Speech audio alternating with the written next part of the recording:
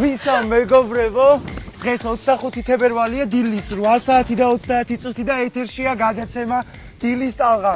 სტუდიაში არა, მაგრამ ტელევიზიის მიმდებარედ მე დენე ზოიძე და ანა შამილაძე ვიქნებით 2 საათის განმავლობაში თქვენთან ერთად.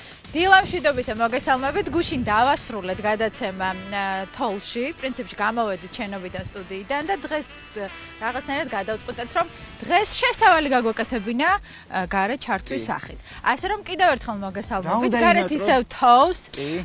მე ვფიქრობ, რომ დღეს შედარებით რაღაცა წვიმანარევი თოვლია, რაც არც ისე კომფორტულია, გუშინ უკეთესი ხარისხის თოვლი იყო, მაგრამ თოვლი მაინც თოვლია ბათუმში. თოვლს მოკლებულები ვართ ბათუმელები და შესაბამისად რაღაცნაირად გახარებულები ვართ ამ თოვლით. ქუჩაში სხვათა შორის ვინც ხვდებოდა ეს დღეები ყველა ბედნიერი იყო, ყველა ხალისიანი იყო. მოკლედ ადექით გაიღვიძეთ და გამოდით ჩახტით თოვლში. საინტერესო გადაცემა გელო. დიონდა დაიწყო ეს. კი ბატონო, ნახოთ ახლა გადაცემის ანონსი და რამდენიმე წამში დავბრუნდებით. წავედით, ჩვენ შევედით შიგნით.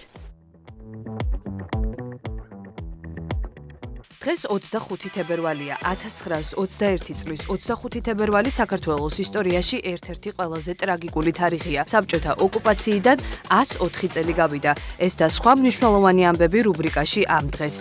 2025 წლის ბრიტანული კინოაკადემიის ბაფტას გამარჯვებულები ცნობილია. ეგვიპტეში ფარაონ თუტმოსის მეორის სამარხი აღმოაჩინეს. დეტალები რუბრიკაში ვებსიახლეები.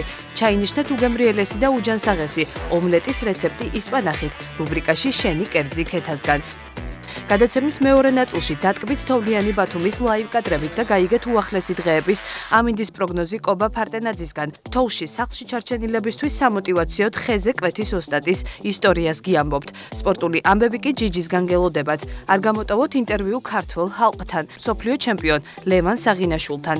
25 თებერვალს საქართველოს მართლმადიდებლური ეკლესია ივერიის ყოვლადწმინდა ღვთისმშობლის ხატის დღეს აღნიშნავს. დასასწაულები უკავშირდება მას, თიკო მიქელაძის სიუჟეტში ნახავთ. რელიგიურად ადამიანის სულის განწმენდისა და განახლების საუკეთესო საშუალება მარხვა. დიდი წმინდა მარხვა, რომელიც ქრისტეს ბრწყინვალე აღდგომას უძღვის წინ ყველიერის კვირეულით დაიწყო. როგორ მოვემზადოთ მარხვისთვის? სტუმართან ერთად ვისაუბრებთ. გადაცემის მესამე ნაწილში საქართველოს ქვეყნის სუვერენიტეტისა და დამოუკიდებლობის დასაცავად წითელარმიელებს დაახლოებით 40,000-იანი ჯარი დაუპირისპირა. განსაკუთრებული სიმამაცე გამოიჩინეს სამხედრო სასწავლებლის კურსანტებმა, იუნკრებმა მათი ისტორია დილის ტალღის სიუჟეტში. 25 თებერვალს წითელი არმიის დანაყოფებმა თბილისი აიღეს და ქვეყანაში კომუნისტური მმართველობა დამყარდა. ჩამოყალიბდა საქართველოს საბჭოთა სოციალისტური რესპუბლიკა. ის რაც დავიწყებას არ მიეცა. გადაცემის ბოლოს ისტორიკოსთან ერთად კიდევ ერთხელ გავიხსენოთ. უყურეთ დილის ტალღას ყოველ სამუშაო დღეს 8 საათსა და 30 წუთზე.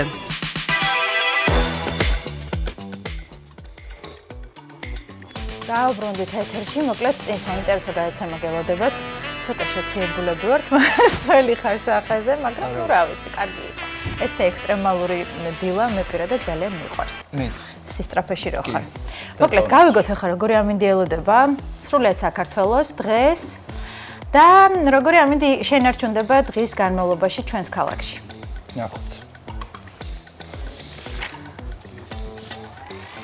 დღეს ბათუმში +2 გრადუსამდე აიწევს ჰაერის ტემპერატურა. ქობულეთში +2 გრადუსი, ქედაში 0, შუახევში -2 გრადუსამდე დაეცემა ჰაერის ტემპერატურა, ხულოში -3, გოდერძის უღელტეხილზე -7 გრადუსამდე დაეცემა ჰაერის ტემპერატურა. ოზურგეთში +2, ურეკში +4, ლანჩხუთში +3, ჩოხატაურში 2 გრადუსი სითბო, ხოლო ბახმაროში -6 გრადუსამდე დაეცემა ჰაერის ტემპერატურა. ფოთში +4 გრადუსია დაფიქსირებული ჰაერის მაქსიმალური ტემპერატურა, ენოკლიაში +6, სოხუმში 3, ზუგდიდშიც 3 გრადუსი სითბო შენარჩუნდება. კოპიტნარსა და ქუთაისშიც +3 გრადუსი, საირმეში -4 გრადუსამდე დაეცემა ჰაერის ტემპერატურა. მესტია -5 გრადუსი, ბორჯომში -2, ბაკურიანში -6, ხოლო აბასთუმანში -4 გრადუსია დღის ტემპერატურა.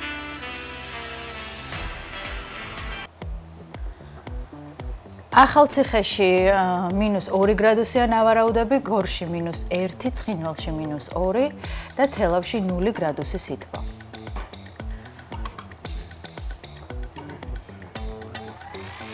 რაც შეეხება დედაქალაქს, თბილისშიც 0 გრადუსი სითბო იქნება, პრინციპში სრულიად საქართველოში დღესაც შენარჩუნდება ნალექი.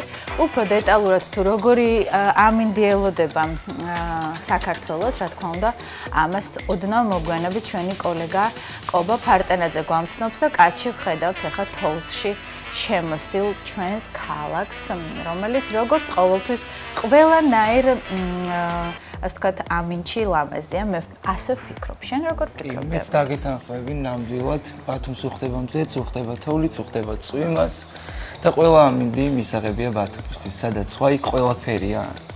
კი. ეხლა კი უნდა გავაგრძელოთ და მომდევნო რუბრიკის დრო მოვიდა ჩვენს ეთერში. ეხლა კი უნდა გავიგოთ 25 თებერვლის ვალუტის ოფიციალური კურსი.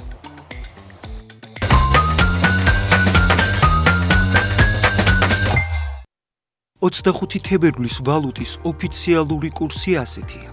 დაიკლო დოლარის ფასმა. 1 ამერიკული დოლარი 2 ლარი და 80 თეთრია. 25 თებერვალს 1 ევროს 2 ლარად და 93 თეთრად შეიძენთ.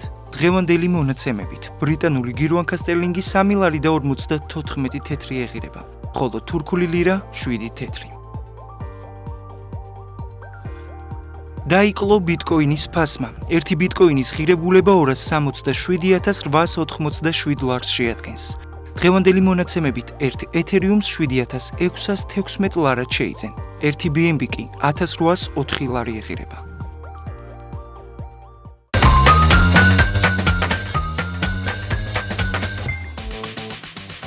როგორც თავში აღნიშნეთ, დღეს 25 თებერვალია და მნიშვნელოვან ფაქტებს უკავშირდება დღევანდელი დღე. ამ ყველაფერს კი გავიგებთ რუბრიკაში ამ დღეს.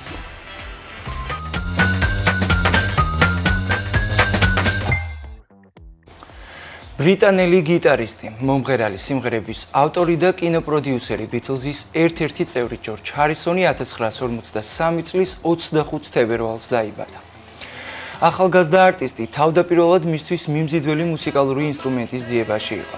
გიტარა საყვირით ჩაანაცვლა და წარუმატებელი მცდელობის შემდგომ კვლავ გიტარას დაუბრუნდა. გიტარას სრულყოფილად რომ შეისწავლა ცნობილი გიტარისტების ჩეტ ატკინსის და დუან ედის ჩანაწერებს უსმენდა. სკოლაში ჰარისონი პოლ მაკარტნის დაუმეგობრდა. სწორედ მან გააცნო 16 წლის ჯორჯ ჯონ ლენონს. ჰარისონი ბიტლზების ყველაზე ახალგაზრდა წევრი იყო.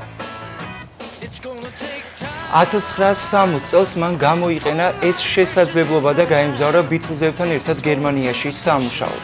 1963 წელს დიდ ბრიტანეთში დაბრუნების შემდეგ ბიტლზებმა მოიპოვა საერთაშორისო პოპულარობა, რამაც გამოიწვია რევოლუცია მუსიკაში.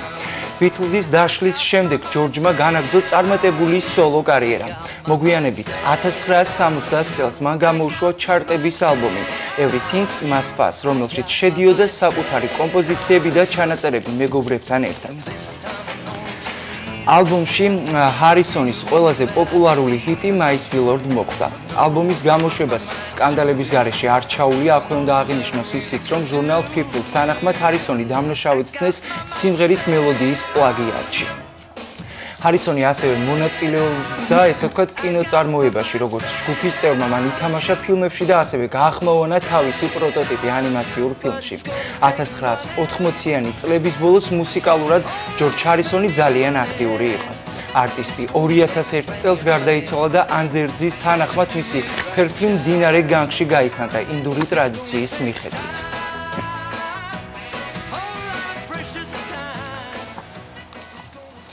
ვაგრძელებ მომდევნო მნიშვნელოვანი ამბით. საბჭოთა ოკუპაციიდან 104 წელი გავიდა. 1921 წლის 25 თებერვალი საქართველოს ისტორიაში ერთ-ერთი ყველაზე ტრაგიკული თარიღია.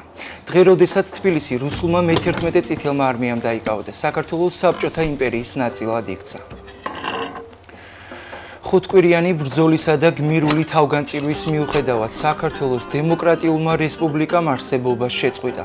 დამოუკიდებლობის დაკარგვას მოყვა სასტიკი რეპრესიები, ათასობით ადამიანის დახვრეტა, ხანგრძლივი პატიმრობა და გადასახლება. 25 თებერვალს დაწყებულმა საბჭოთა ოკუპაციამ 70 წელი გასტანა.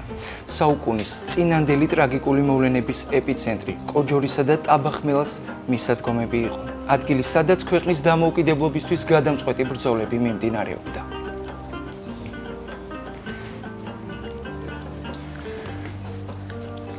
ასეთი იყო დღევანდელი მნიშვნელოვანი თარიღები. ჩვენ ამ თემას კვლავ მივუბრუნდებით მესამე ბლოკში და უფრო ცვლად ვისაუბრებთ სტომართან ერთად.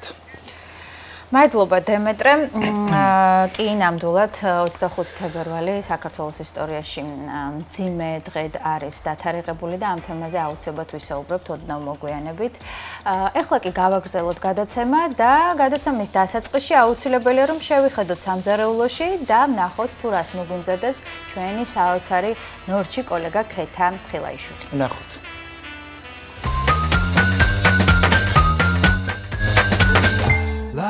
გამარჯობა, მე ვარ ქეთა თხილაიშვილი.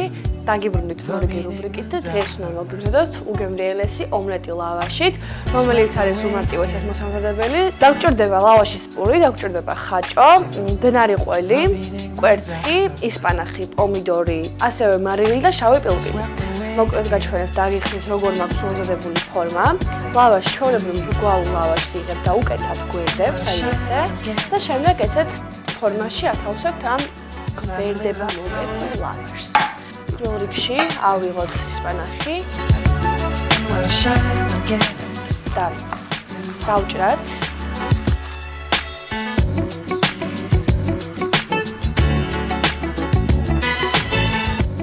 აი ესე. და გადავიტანოთ ფორმაში. და ყველგან კარგად გავანაწილოთ. ამაზე გამოდის უკვე საბოლოო შედეგი და აწყობის დროც. აწყობის პროცესიც ესე ვთქვათ. ეხლა მოდი ავიღოთ ჩერი, პომიდორი ჩერი და უბრალოდ ძალიან მარტივად უბრალოდ შუაში გავჭრათ.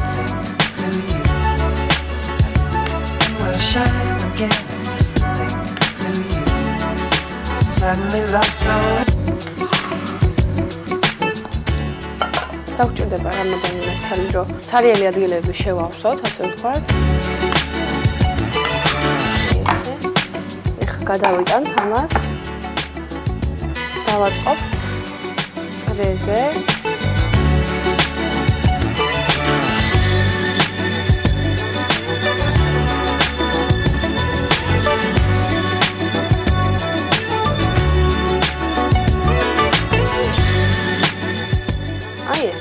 საკმარისია სრულიად.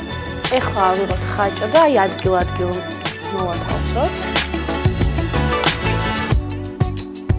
ნახეთ რა ლამაზია. The meaning runs out of my swept away again.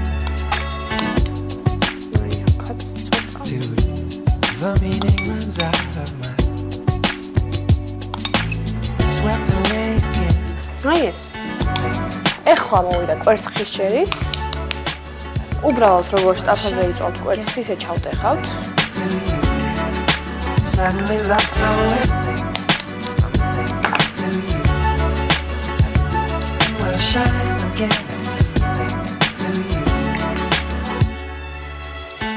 შეეცადეთ, რომ აი ყველა ადგილს მოხვდეს კვერცხი, ასე ვთქვათ, აი წრიულ ფორმაზე ჩაატეხეთ.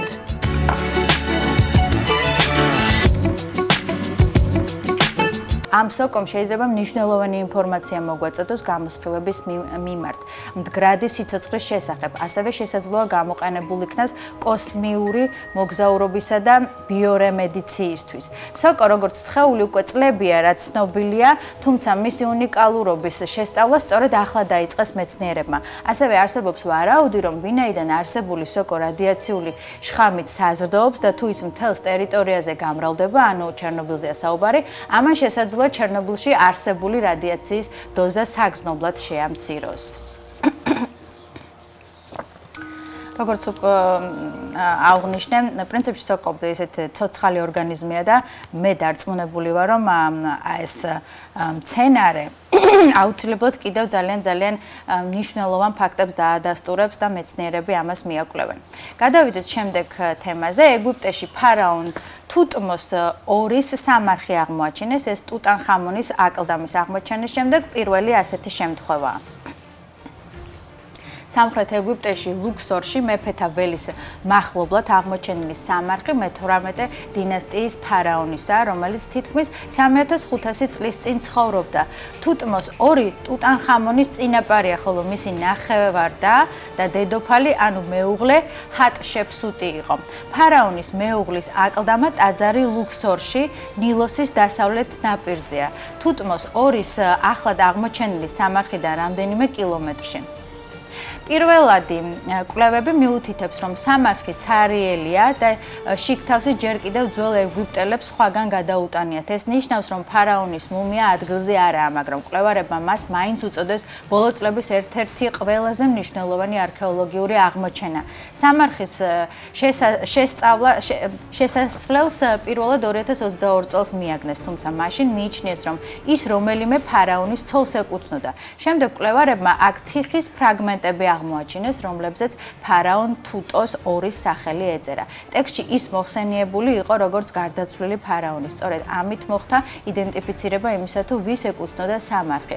ფარაონის დაკრძალვიდან მალევე აკლდამა წყალს დაუტბორავს, როგორც ჩანს, სწორედ ამიტომ შიგთავსის გადატანა გახდა საჭირო.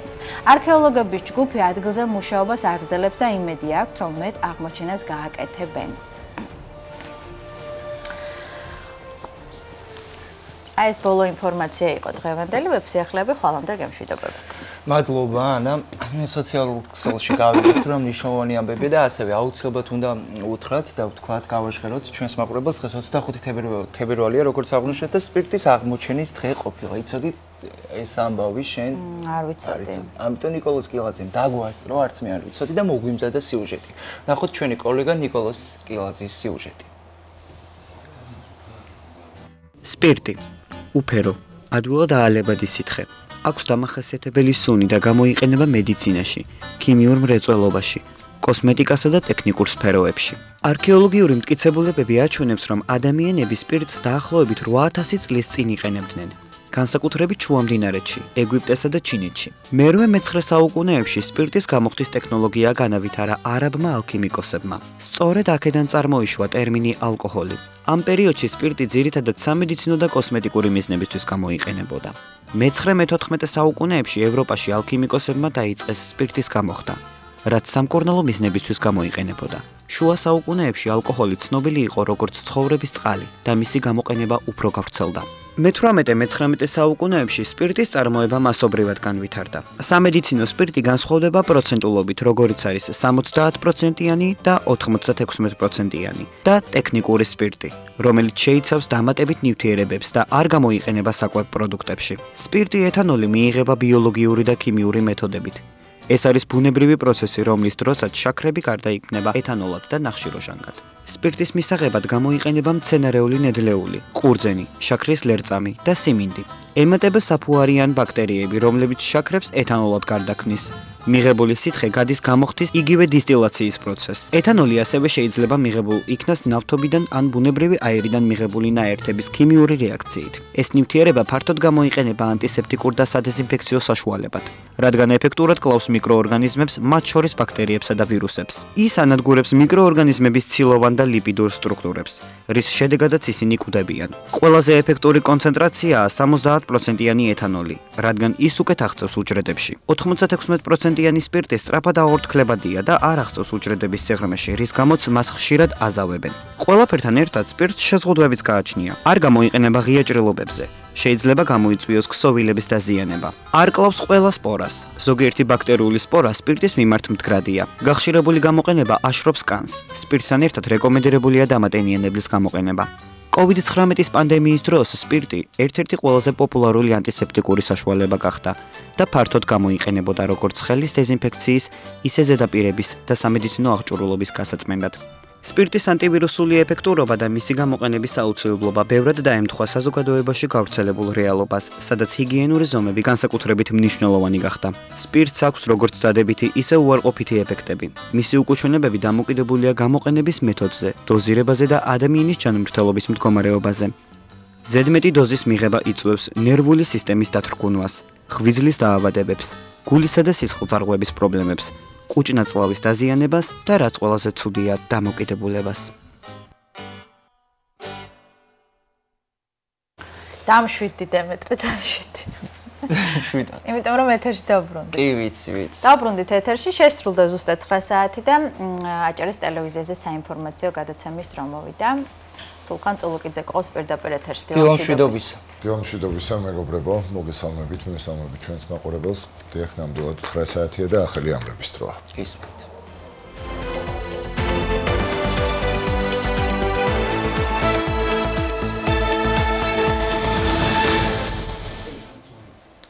გურიაში ოზურგეთის მუნიციპალიტეტის სოფელ ჭონჭკათში მამაკაცი დაიღუპა. არსებული ინფორმაციით ის მეზობელ სახლის სახურავის თოვლისგან გაწმენდა შეეხმარებოდა და დროსაც ბეტონის ფილო დაეცა.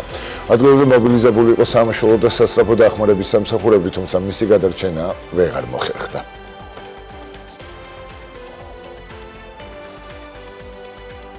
გურიის რეგიონში შექმნილია საგანგებო შტაბი.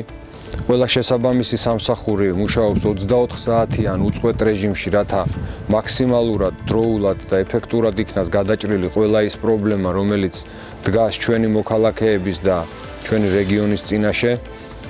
სამწუხაროდ, ოზურგეთის მუნიციპალიტეტის სოფელ კონჭკათში უბედური შემთხვევის შედეგად გარდაიცვალა მამაკაცი. შემთხვევის დეტალებს შესაბამისი სამსახურები სწავლობენ. ნამდვილად სამწუხარო ფაქტია და გულწრფელად უთანაგრძნობ გარდაცვლილის ოჯახის წევრებს. ინტენსიური თოვის გამო გზებზე გადაადგილება გართულებულია, ცენტრალურ მაგისტრალზე კი საავტომობილო მოძრაობა შეზღუდვებით მიმდინარეობს. ღამით გადაადგილება მხოლოდ მაღალი გამოვლობის ავტომობილებით იყონება და რთული გზებზე მძღოლების გაფრთხილებას პოლიცია აძლევს და მიმდინარეობს საგზაო მოძრაობის კონტროლი. საავტომობილო გზების პრესამსახურის ინფორმაციით, გზების გაწმენდის სამუშაოებში ჩართულია დეპარტამენტის ტექნიკა, გუშინ დილით საზოგადოებრივი და საქალაქთაშორისო ტრანსპორტის მოძრაობა შეჩერდა.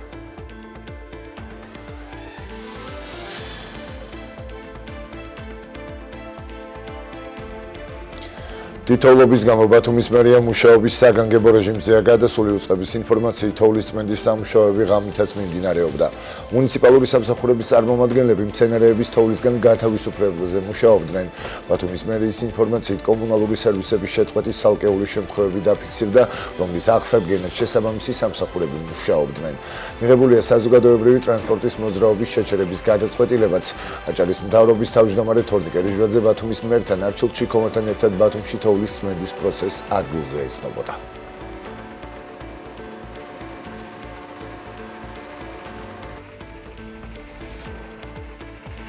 ინტენსიურად მიმდინარეობს ცენტრალური მაგისტრალის გაწმენდის სამუშაოები, ასევე ბათუმში ყველა ძირითადი ქუჩის გაწმენდის სამუშაოები.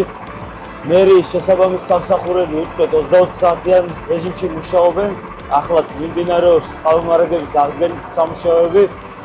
უხმა ნალექმა თოვლმა პრობლემები შექმნა მაღალმთიან აჭარაში, შესაბამისად მიმდინარეობს ყველა ადმინისტრაციული ერთეულამდე გზის გაწმენდის სამუშაოები, შეფერხებებია ელექტრომომარაგების კუთხით, თუმცა ჩვენ კოორდინირებულად მუშაობთ როგორც ცენტრალურ საავტომობილო დეპარტამენტთან ერთად, ასევე ყველა ენერგოკომპანიასთან ერთად. ყველა ის ძირითადი კომუნიკაცია, რომელიც საჭირო არის გამართული მუშაობისთვის, იქნას აღდგენილი გაწმენდითი სამუშაოები ინტენსიურად გატარდება დღის განმავლობაში. 24 საათიან რეჟიმში ინტენსიურად გრძელდება უკვე მეხუთე დღეა თოვლისაგან გზის გაწმენდითი სამუშაოები, ასევე მიყენებული ზიანის სალიკვიდაციო სამუშაოები. პრაქტიკულად ბოლო 24 საათის განმავლობაში არ გამოუდარებია და ინტენსიურად თოვლის საფარი აღემატება 50 სანტიმეტრს ჩვენს ქალაქში, რაც უჩვეულო არის ნამდვილად ბათუმისათვის. იყო გამოწვევები სხვადასხვა მიმართულებით, დღეს მუნიციპალური ტრანსპორტის ნაწილში მივიღეთ თავდაპირველად შეზღუდვა 50% იყო დატვირთული, არსებული ლიფტყინულიდან გამომდინარე, ამავდროულად ხილვადობა იყო შეზღუდული მთელი დღის განმავლობაში სანაპირო ზოლში და ბათუმის ქუჩებში. საღამოსათვის პრაქტიკულად შევზღუდეთ ჩვენ მუნიციპალური ტრანსპორტის გადაადგილება. აჭარაში საჯარო სკოლებსა და ბაღებში მეორე დღეს სასწავლო სააღმზრდელო პროცესი შეჩერებულია. მიზეზი ძლიერი თოვა და ამინდის მოსაუბნელი გაუარესებაა. აჭარის განათლების სამინისტროს ინფორმაციით გადაწყვეტილება მოსწავლეებისა და მასწავლებლებისთვის უსაფრთხოების დაცვის მიზნით მიიღეს. გასცდენილი საათების ანაზღაურებას კი სკოლები კანონმდებლობით დადგენილი წესით უზრუნველყოფენ.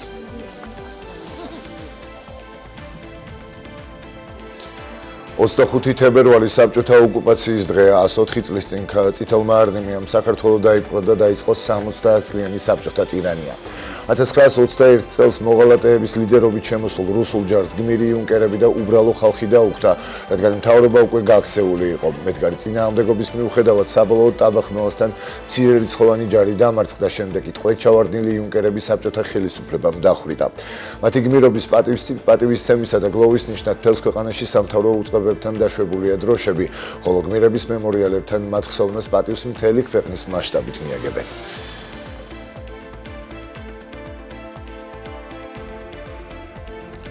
საბჭოთა ოკუპაციის დღესთან დაკავშირებით საქართველოს პრეზიდენტის სასახლეზე სახელმწიფო დროშა დაეშვა. სახელმწიფო დროშები დაშვებულია ადმინისტრაციულ შენობებზე, სამხედრო ქვედანაყოფებსა და საზღვარგარეთ საქართველოს დიპლომატიურ წარმომადგენლობებში. საქართველოს პარლამენტის დადგენილებით 25 თებერვალი საბჭოთა ოკუპაციის დღედ არის გამოცხადებული.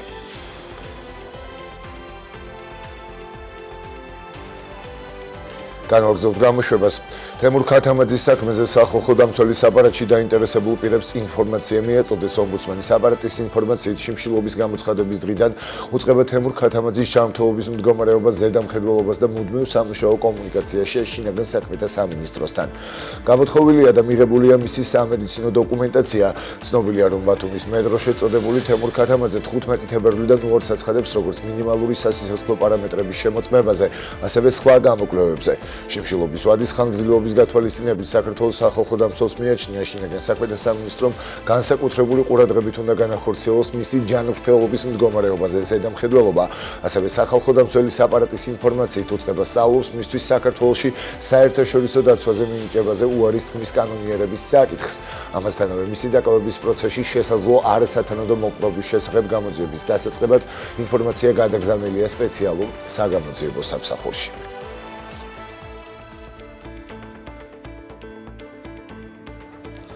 უწყვეტი პროტესტის 99 დღეს ბათუმში ისევ შეიკრიბნენ აქცია საკონსტიტუციო სასამართლოსა და აჭარის მთავრობის სახლის მიმდებარედ გაიმართა. აქციის მონაწილეების მოთხოვნა კვლავ უცვლელია ხელახალი არჩევნები და დაკავებულების გათავისუფლება. დღესდღეობით განვითარებული მოვლენები საქართველოში და უკრაინაში ყოველ შემთხვევაში არის ძალიან ცუდი. ჩვენ რასაც ვაგვირდებით, ქართველი ხალხი მუდამ ძლიერად და მედგრად დგას უკრაინელი ხალხის გვერდით. ვფიქრობ, გაგრძელდება ეს ჩვენი აქციები მანამდე, სანამ ეს ჩვენი მთავრობა არ წავა ქვეყნიდან, არ დატოვებს ამ კეთილ ქვეყანას, რომელიც, ალბათ არავისთვის არ არის სათამაშო რა, როგორც ბიზნაევანიშვილი ეყრობა ხალხს. Დღევანდელი ჩვენი პროტესტი ეძღვნება უკრაინას და უკრაინელ მებრძოლებს, რომლებიც ნამდვილად იმსახურებენ ჩვენს მხარდაჭერას, როგორც მოძმეერი, როგორც მებრძოლი ერი, რომელსაც მთელი მსოფლიო უჭერს მხარს და ვისურვებდით, რომ მალე დასრულდეს ომი უკრაინაში, ოღონდ უკრაინელების გამარჯვებით, იმიტომ რომ მაინც ვფიქრობ, რომ აი მათ გამარჯვებაზე ჩვენი ქვეყნის იღბალიც არის გარკვეულწილად მიღმული. ამიტომ მე ვუსურვებდი ამ ქვეყანას გამარჯვებას, ოღონდ ღირსეულ გამარჯვებას. სამუშაო შეხვედრა არაქართულენოვან სკოლებში კონსულტანტ მასწავლებლებთან შეხვედრა კომუნიკაციების კომისიის მედია წიგნიერების ინტეგრირების ხელშეწყობის პროგრამის ფარგლებში გაიმართა და მისი მიზანი არაქართულენოვან სკოლებში მედია წიგნიერების შესახებ ცნობიერების ამაღლება და საგნის ინტეგრირებაა. შეხვედრის მონაწილეები მედია წიგნიერების პროექტებს და საგაკვეთილო პროცესში პრაქტიკულ მეთოდებს გაეცნენ. მედია წიგნიერება როგორც საგანი გასული წლიდან 227 სკოლაში ისწავლება. გაიმართა შეხვედრა კონსულტანტ მასწავლებლებთან, რომელიც მომავალში არაქართულენოვან სკოლებში ხელშეუწყობენ მედია წიგნიერების ინტეგრირებას, სწავლებას, ისევე როგორც კლუბურ დონეზე, ასევე პროექტულად. ძალიან აქტიურად თანამშრომლობს განათლების სამინისტრო კომუნიკაციების კომისიასთან და ფაქტობრივად შეიძლება ითქვას, რომ მედია წიგნიერება როგორც გამჭოლი კომპეტენცია, ასე არის საგნობრივ სტანდარტებში ფაქტობრივად ყველა საგანი ფარავს და ძალიან მნიშვნელოვნად მიგვაჩნია ასევე იმის აღნიშვნა, რომ 2024-25 წელს უკვე 227-მა სკოლამ აირჩია როგორც არჩევითი საგანი. ამ მიმართულებით მუშაობა უნდა დაიწყოს სწორედ ადრეული ასაკიდან, რომ მოსწავლეებს შეეძლოთ აღმოაჩინონ, განასხვაონ რა არის ნამდვილი და რა არის მოგონილი. მიმაჩნია, რომ ამ საგნით დაინტერესება უნდა მოხდეს ყველა სკოლის მიერ. უკრაინაში ომი შეიძლება ძალიან მალე რამდენიმე კვირაში დასრულდეს. ამის შესახებ ამერიკის შეერთებული შტატების პრეზიდენტმა დონალდ ტრამპმა საფრანგეთის პრეზიდენტთან ემანუელ მაკრონთან შეხვედრისას ჟურნალისტებს განუცხადა. მან თქვა, რომ ომის დასასრულებლად ჭკვიანად უნდა ვიყოთ წინააღმდეგ შემთხვევაში მესამე მსოფლიო ომის რისკი არსებობს. ამასთან მისი თქმით, რუსეთის პრეზიდენტი ვლადიმერ პუტინი უკრაინაში ევროპელი სამშვიდობოების განთავსებას დათანხმდება და აღნიშნა, რომ ამერიკის შეერთებული შტატები უკრაინაში განთავსებულ ევროპულ ჯარებს გარკვეული სახის მხარდაჭერას გაუწევს. კითხვაზე შეიძლება თუ არა უკრაინამ ტერიტორიები დაიბრუნოს, ამერიკის შეერთებული შტატების პრეზიდენტმა უპასუხა, რომ ეს მარტივი საქმე არ არის.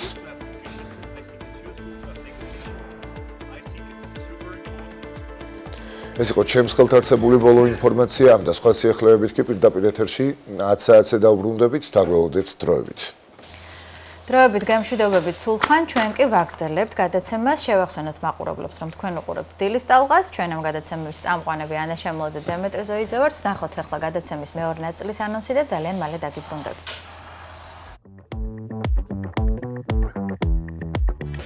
გადაცემის მეორე ნაწილში დატკბით თოვლიანი ბათუმის ლაივ კადრებით და გაიგეთ უახლესი დღეების ამინდის პროგნოზი კობა ფარტენაძისგან. თოვლში სახლში ჩარჩენილებისთვის სამოტივაციოდ ხეზე კვეთის ოსტატის ისტორიას გიამბობთ. სპორტული ამბები კი ჯიჯისგან გელოდებათ. არ გამოტოვოთ ინტერვიუ ქართველ ხალხთან, მსოფლიო ჩემპიონ ლევან საღინაშვილთან. 25 თებერვალს საქართველოს მართლმადიდებლური ეკლესია იბერიის ყოვლადწმინდა ღვთისმშობლის ხატის დღეს აღნიშნავს. დასასწაულები უკავშირდება მას, თიკო მიქელაძის სიუჟეტში ნახავთ. რელიგიურად ადამიანის სულის განწმენდისა და განახლების საუკეთესო საშუალება მარხვა. დიდი წმინდა მარხვა, რომელიც ქრისტეს ბრწყინვალე აღდგომას უძღვის წინ ყველიერის კვირეულით დაიწყო. როგორ მოვემზადოთ მარხვისთვის? სტუმართან ერთად ვისაუბრებთ. გადაცემის მესამე ნაწილში საქართველოს ქვეყნის სუვერენიტეტისა და დამოუკიდებლობის დასაცავად წითელარმიელებს დაახლოებით 40,000-იანი ჯარი დაუპირისპირა. განსაკუთრებული სიმამაცე გამოიჩინეს სამხედრო სასწავლებლის კურსანტებმა, იუნკრებმა მათი ისტორია დილის ტალღის სიუჟეტში. 25 თებერვალს წითელი არმიის დანაყოფებმა თბილისი აიღეს და ქვეყანაში კომუნისტური მმართველობა დამყარდა. ჩამოყალიბდა საქართველოს საბჭოთა სოციალისტური რესპუბლიკა. ის რაც დავიწყებას არ მიეცა. გადაცემის ბოლოს ისტორიკოსთან ერთად კიდევ ერთხელ გავიხსენოთ. უყურეთ დილის ტალღას ყოველ სამუშაო დღეს 8 საათსა და 30 წუთზე. დაბრუნდით და როგორც თავში აღნიშნეთ, აუცილებლად უნდა გავიგოთ ამინდის პროგნოზი და როგორ განვითარდება ზოგადად ამინდის თემა ჩვენს ქვეყანაში, იმიტომ რომ გარკვეულ რეგიონებში სერიოზული პრობლემები შექმნა დიდ თოვლობამ, ამიტომაც უნდა ვიცოდეთ თუ როგორი ამინდი იქნება სრულიად საქართველოში. 25 თებერვალს. კობა, დილამშვიდობისა. დილამშვიდობისა, კობა. დილამშვიდობისა. იმდენი რაღაც მაქვს სათქმელით თქვენთვის. მინდოდა რომ საინფორმაციო მალე დასრულებული იყო ჩემი ქრონომეტრაჟი, რომ არ შევცვლილებული იყო. საქართველოში დღეს ისევ და თავარია კარგი ამბები. კი ბატონო, საქართველოში დღეს ისევ ხო, ვისთვის ხო, თავარი იყო კარგი ამბების გამოერია, მეც შევეცდები რომ კარგი ამბები გითხრათ, თუმცა განსაკუთრებული სიფრთხილეა გამოსაჩენი ამ უხთოვლიანობის დროს ქვეყნის ტერიტორიის დასავლეთ ნაწილზე. დავიწყებ იმით, რომ ბათუმში ამ წუთას 1 გრადუსი სითბოა, ისევ თოვს, მართალია ჩვენი ტელეფონები წვიმას გვიჩვენებს, მაგრამ რა თქმა უნდა ეს არ არის ოფიციალური პროგნოზი და ჩვენი მეტეოროლოგების პროგნოზის გარემოს ეროვნული სააგენტოს ძვირფასი ქალბატონების პროგნოზით, მოკლედ თოვა გაგრძელდება საქართველოში, დროდადრო თოვლ-ჭყაპი იყოს შესაძლებელია და ძალიან ხარისხიანი თოვლი არა, მაგრამ ამ წუთას ნამდვილად ფანტელებია და რომ ასევე დავინახავთ ამ ყველაფერს მომდევნო 2 დღის განმავლობაში, ანუ დღეს სრული დღე იქნება დრო გამოშვებით თოვა და ხვალაც და ზეგ ღამითაც უკვე 27-ში შუა დღის საათებში საქართველოში გამოიდარებს. აუცილებლად გაითვალისწინეთ, რომ ბათუმი არ არის თუ გარეუბანში არ ცხოვრობთ იმ ხელა ტერიტორია, რომ ავტომობილის გარეშე ვერ შევძლოთ წტომა რომელიმე პუნქტთან, ან თუნდაც სამსახურთან, ამიტომაც შეეცადეთ გადადგათ ორი ნაბიჯი და იაროთ ავტომობილის გარეშე, ვინაიდან ძალიან ცუდი სიტუაციაა გადაადგილების მხრივ ქალაქში. გუშინდელი ღამე იყო ასევე ძალიან ბევრი ადამიანისთვის ძალიან რთული, მაგალითად ვინც თბილისიდან მოიმგზავრებოდა, დაგვიანებული მატარებელი გზის არ ქონა, ასევე ბარცხანის ხიდამდე მისასვლელი გზა ჩაიხერგა და ადამიანებს ფაქტიურად ბენზედან მოუწიათ ფეხით ჩამოსვლა ქალაქში. ამ მომენტისთვის თოვლის საფარი 60 სანტიმეტრზე მეტია ჩვენს ქალაქში და ასევე ინტენსიურად თოვს. აუცილებლად გაითვალისწინეთ ისიც, რომ ნუ გარისკავთ და ნუ ივლით საფეხმავლო ბილიკებთან, ვინაიდან იყო ქარი, ქარმა შეასუსტა თოვლის მდგრადობა, ამას დაემატა თოვლის ინტენსიური რაოდენობა და საფეხმავლო ბილიკებზე, ანუ ეგრეთ წოდებულ ტროტუარებზე გადაადგილება არის ძალიან დიდი საფრთხის შემქმნელი, ვინაიდან ძალიან დიდი თოვლის ნაკადი ცვივა და ნუ შეუქმნით პრობლემას სიცოცხლეს. ნამდვილად კარგია თოვლი, მაგრამ ავტომობილები ბევრი არ გადაადგილებდება, ამიტომაც იარეთ ზუსტად ასეთნაირად შუა საავტომობილო გზაზე. ცოტა უცნაური მოწოდებაა, მაგრამ სხვა გამოსავალი ამ სიტუაციაში არ გვაქვს. დღეს დასავლეთ საქართველოში ითოვებს 2 მეტროა ზოგან თოვლი ქობულეთის, გურიის სოფლებში, თვითონ ქალაქში ქობულეთში 80 სანტიმეტრია, 60 ბათუმში და მოკლედ კიდევ დაამატებს სავარაუდოდ თოვა.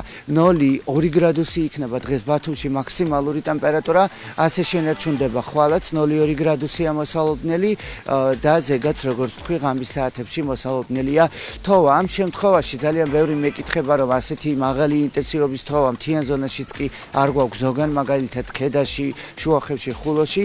დიახ, ნალექის უმეტესი წილი მოვიდა დასავლეთ საქართველოს სანაპირო რაიონებში და დაბალმთიან სოფლებში. არქტიკული ჰაერის მასები, რომელიც საქართველოში ჩრდილო-დასავლეთიდან გავრცელდა, ამ ყველაფერმა პრობლემა ასევე შეუქმნა თურქეთს, ჩვენ მახლობელ რეგიონებს და ერთადერთი სადაც თოვლი არ მოვიდა მოკლედ და თოვლის მყარი საფარი არ შეიქმნა, ეს არის დედაქალაქი, სადაც საოცნებოა ადამიანებისთვის თოვლის მოსვლა, თუმცა ბათუმი ნამდვილად გაუტოლდა 2016 წელს თოვლის რაოდენობით და ეს ყველაფერი ჯერ რა თქმა უნდა არ დასრულებულა. გისურვებთ ყველას მშვიდობას, იარეთ უსაფრთხოდ, შეეცადეთ ფეხით გადაადგილდეთ, ოღონდ არა საფეხმავლო ბილიკებზე. სხვა რაც შეეხება ინფორმაციას, ასევე სარისკო იქნება ალბათ გამოდარების შემდეგ ამ ინტენსიური თოვლის დნობა, მე რაიმე თუ საფრთხის შემქმნელი სიტუაცია შეიქმნება, აუცილებლად მეტეოროლოგები ამ ყველაფერზე ვისაუბრებთ და გაგაფრთხილებთ. ასევე ჩვენ კოლეგებსაც მიმართავ, რომ ამ ყველაფერში არაფერია უჩვეულო აღნიშნულ თოვლში, ვინაიდან ახასიათებს ჩვენს კლიმატს ცალკეულ პერიოდში და მეტეოროლოგების პროგნოზს კიდევ უფრო ნუ დაამძიმებთ და ნუ დაზაფრავთ მოსახლეობას, რაც იწერება, ყველა სიტყვა არის გათვლილი, ქარბუქი თოვლი როცა ვწერთ, ხშირად ეს ეხება მაღალმთიან ზონას და ნუ დააწერთ ისეთ სათაურს, რომ თითქოს არ ყოფილა ასეთი რამ ჩვენს ქვეყანაში. ასეთი მსგავსი ნალექის დროს პრობლემა შეიძლება ყველგან შეიქმნას, ნუ შესაძლებელი იყო რომ მეტად უფრო მობილიზებული ყოფილიყავით, თუმცა თითოეულმა ჩვენგანმაც უნდა შევიტანოთ ამ ყველაფერში წვლილი და საკუთარი მაღაზიის თუ ბინის თუ კორპუსის ქვეშ ასევე ჩვენც უნდა გავწმინდოთ ჩვენი ტერიტორია ეთერშია, მოკლედ, რა ვიცი, ზოგი ტყბება, ზოგი შრომობს, ზოგი ხეებს უფრთხილდება, რომ არ მოტყდეს ტოტები, ყველა ჩართული ვართ ამ პროცესში, რასაც ქვია დიდთოვლობა და მე შემიძლია ნამდვილად თქვა, რომ ეს არის დიდთოვლობა, ისევე როგორც უხვინალექი შეიძლება იყოს წყალდიდობა, რომელიც დროის მოკლე მონაკვეთში მოდის, როდესაც მოდის დროის მოკლე მონაკვეთში ინტენსიური ნალექი. რა ვიცი, რა გითხრათ, შემიძლია კიდევ ვისაუბრო თუ თქვენ რაიმე კითხვა გაქვთ.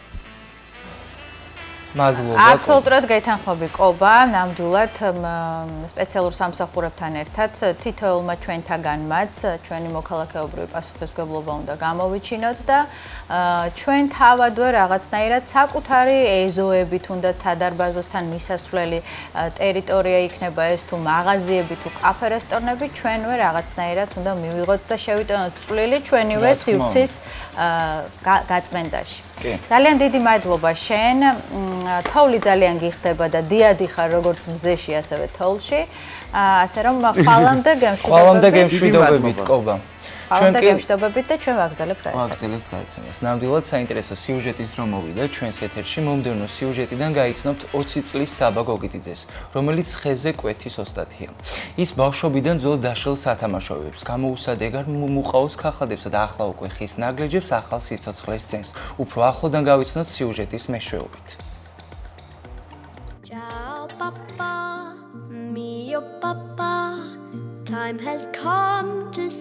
იყო და არა იყო რა. იყო ერთი ხის მორის გადანაჭერი. ძვირფასი ჯიშის კი არა, უბრალოდ შეშა იყო. ისეთი ზამთრობით ხუმულში რომ შეუკეთებ ცეცხლის დასანთებად. არ ვიცი როგორ მოხდა, მაგრამ ისე მოხდა რომ ერთ მშვენიერ დღეს ეს ხის მორი ერთი დურგლის სახელოსნაში აღმოჩნდა. ამ ფრაზამ ალბათ ბავშვობა გაგახსენათ. ის კარლო კოლოდის წიგნიდან პინოქიოს თავგადასავლებიდან არის.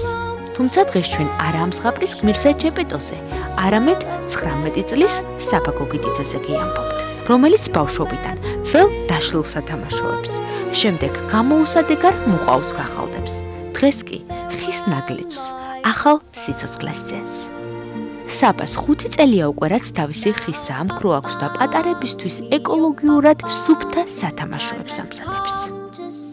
ბავშვობიდან საკუთარ სათამაშოებს თვითონ ვაკეთებდით. რა მიზიდავდნენ ხოლმე აი დამსხვრელი სათამაშოებს და ახალიც რომ მოეტანა, ჩემით უნდა გადამეწყო.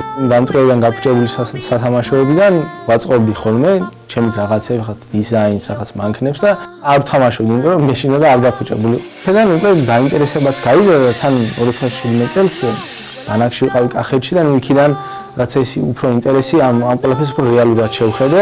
იქიდან გაბინებულმა ჩემ შობლებს ვთხარი რომ რაღაცა ეს საქმე მაინტერესებს და მინდა რაღაცეები შეძენა. მაშინ სულ რაღაც 14 წლის იყო. ხისა ამ ქროს სურვილით აღტაცებულ საბას მშობლებმა უარი არ უთხრეს. პირიქით მხარში ამოუდგნენ და ევროკავშირის გრანტი შეავსეს. თელ საფხულ სოფელში ვატარებდა ამ საქმეს უცხოთან, როგორც კი თავისუფალი საქმე იქნება, აქ ვარ და სახლში რასოს ალბათ 1 საათი წლა აღვფა. ამოძინო დამიზახოს და ამოდი ჭამი და საუზმოთ ამ ახლა რაღაცა და ამოდი და სანამ ეს რაღაცას არ მომთავრებ და ამ მომთავრებაში თუნდაც 1 საათი უკვე გავიდა და სანამ ისე გავიწყდება ყველაფერი რა. ყველაზე მოცული ისა როდესაც აი რაღაცა რომ მოგაფიქრდება და ვფიქრობ რომ ვიღარით რომ ის გათენდება დილაუდის ვიგა რომ დაიწყო ეს საქმე გააკეთო და აი უკვე შუა საქმეში ხვდები რომ ძალიან კარგად გამოგდის და მე მაყოფილების გრძნობა რომ გაქვს რა. ძალიან იშვიათად ახოლმე, იმიტომ რომ უკეთეს ყოველთვის შეიძლება. ან დღესაც ეგრეა, ამას თუ რამეს ვაკეთებ, იმიტომ ვაკეთებ რომ მიყვარს. საბამ პროფესიაც მის საქმიანობას დაუკავშირა. მომავალი ეკოლოგი დღეს მეორე კურსის სტუდენტია. ხშირი იყო მომენტი, რომ აი როცა უკვე გამოცდები მოახლოვდა, აქ თამუშავდა, თან წიგნი მივიდა და ისე უმეცადინეობდი რომ და დღესაც ეგრეა, როცა გამოცდები რაღაცა ძალიან ისეთია, აქ ჩამოვაქვს და თამუშავების დროს თან ჩავიხედავ ხოლმე და ისე მეცადინეობ რომ რაც ისე იქ არ მოვწდე, ან ისე არ მოხდეს რომ ამ ნორმა რამე ერთმანეთს ხელი შეუშალოს, ამას ისე რომ თანხმები რა შეიძლება. სათამაშოები არ საჭიროებს, აი მასიურად ხეს არ საჭიროებს და ანუ მეც ჩემი რაღაცა პროფესიიდან გამომდინარე, ვცდილობ რომ ნაკლები ზიანი გარემოს, ამიტომაც არ ვიყენებ ამ სათამაშოსთვის რაღაც მასიურად ხეს დიდი რაოდენობით, შეიძლება პატარა ხის დეტალით, შაშაში მასალითან შეშით, ანუ სოფელში ყველას მოგოს ხაში ნორმალური ამბავია, იმის გამო ვამზადებ ამ სათამაშოებს, აი ფორმებსაც რო შეხედოთ ძალიან პატარაა და არ სჭირდება რა დიდი რაოდენობით. კვირაში 5 დღე ინტენსიური სწავლა და მხოლოდ კვირაში 2 დღე მიწევს სოფელში ამოსვლა, პარასკევით ამოვდივარ. შაბათს მუშაობ, კვირასაც მუშაობ და ორშაბათს დილით ისევ მივდივარ უნივერსიტეტში აქედან. აი მაგალითად ბოლო ეს გავაკეთე რამდენიმე დღის წინ და ამის გაკეთება ძალიან დიდი ხანი მინდოდა, მაგრამ უნივერსიტეტის გამო ვერ ვიხელთებდი დროს რა, ვერ ვიცლი თან ცოტა გამოცდების პერიოდი იყო და აი როგორც დაიწყო ეს დასვენებები, რაღაც უცებ საქმეები რაც უნდა მოვითავე და დავამზადე და ისეთია რომ აი თითქმისკენ ანუ მეც მომწონს რა ძალიან და ეს შეიძლება საოცნებო არა, მაგრამ აი ყველაზე კარგი სათამაშო ვცდილობ არ გავაკეთო რა, ყოველთვის მინდა რომ რაღაცა კარგი არ იყოს მომავალში ეს და სულ ასე იზრდებოდეს და მიდიონდეს რა. ყველაზე კარგი იყოს სულ ბოლოსთვის. 14 წლის საბას ვეტყვი რომ ძალიან კარგი გადაწყვეტილება მიიღო მაშინ და აქ რომ ასე ვარ, აი იმ გადაწყვეტილების დამსახურება და ჩემს რაც შეეხება შეიძლება აი 14 წლის ბავშვს რაღაცა შევა უფრო არა, იმიტომ რომ მეც ძალიან არ ვარ ისეთი ასაკით და არც დიდი გამოცდილებით ცხოვრებაში, მაგრამ შემიძლია რაღაცა ვუთხრა ის რომ რაც უნდა გულით ყოველთვის ისაკეთონ, მიზნები დაისახონ და როდესაც ამბიციები ექნებათ, ამბიციების შესაბამისი შემართება გქონდეთ, რომ ამბიციას კიდევ ბევრი მონდომება უნდა და რაღაცა უბრალოდ ჰაერზე არ იყოს რაღაცა მინდა და გავაკეთე ყოველი დღე იმით დაიწყო რომ ამის გაკეთება მინდა, მაგრამ რეალურად ამით არაფერს არ აკეთებ და ოცნებად არ დარჩეს. იმიტომ რომ ცხოვრებაში ძალიან ბევრი ამის მიღწევა შეიძლება და შეიძლება აღმოჩნდეს რომ ეს ბევრი თუნდაც ყველაფერიც ყოფილი. და მართლაც ის რაც ამ პატარა საამქროში იქმნება, მნიშვნელობა არა აქვს ბევრი თუ ცოტა, საფასთვის ყველაფერია. მან ადამიანი არა, მაგრამ შეძლო ჩვენი პატარებისთვის ხეში ემოცია, განწყობა და ხასიათი გააცოცხლა, როგორც ჯეპეტომ აჩუქა სიცოცხლე პინოქიოს. დავბრუნდით ეთერში, მადლობა ლილიანა საითაძეს და ნამდვილად კარგი სიუჟეტი იყო, მომეწონა, ძალიან კარგი და ქვეზე კვეთა საერთოდ ძალიან მნიშვნელოვანი და საინტერესო შემოქმედებითი პროცესია და განსაკუთრებით ბავშვებისთვის არის კარგი, იმიტომ რომ ავითარებს ძალიან ბევრ უნარს ბავშვებში და წარმატებები ამ ადამიანს და მადლობა ლილიანას ამ სიუჟეტისთვის. დრო არის სპორტი შემოვიყვანოთ ჩვენს ეთერში, იმიტომ რომ გიგა ჯიჯევაძე გველოდება უკვე მონიტორის სივრცეში ძალიან საინტერესო სტუმართან ერთად. ჯიჯი დილამშვიდობისა, არ დავასპოილერებთ, ვინ იქნება დღევანდელი შენი გადაცემის სტუმარი. დილამშვიდობისა, დემე ანა მიოსალმები მაყურებელს, კი საკმაოდ საინტერესო და ძალიან წარმატებული სპორტსმენია ჩვენი სტუმარი, მოკლედ რამდენიმე წამში იქნება ჩვენთან ერთად დილის დაღაში სპორტის დრო.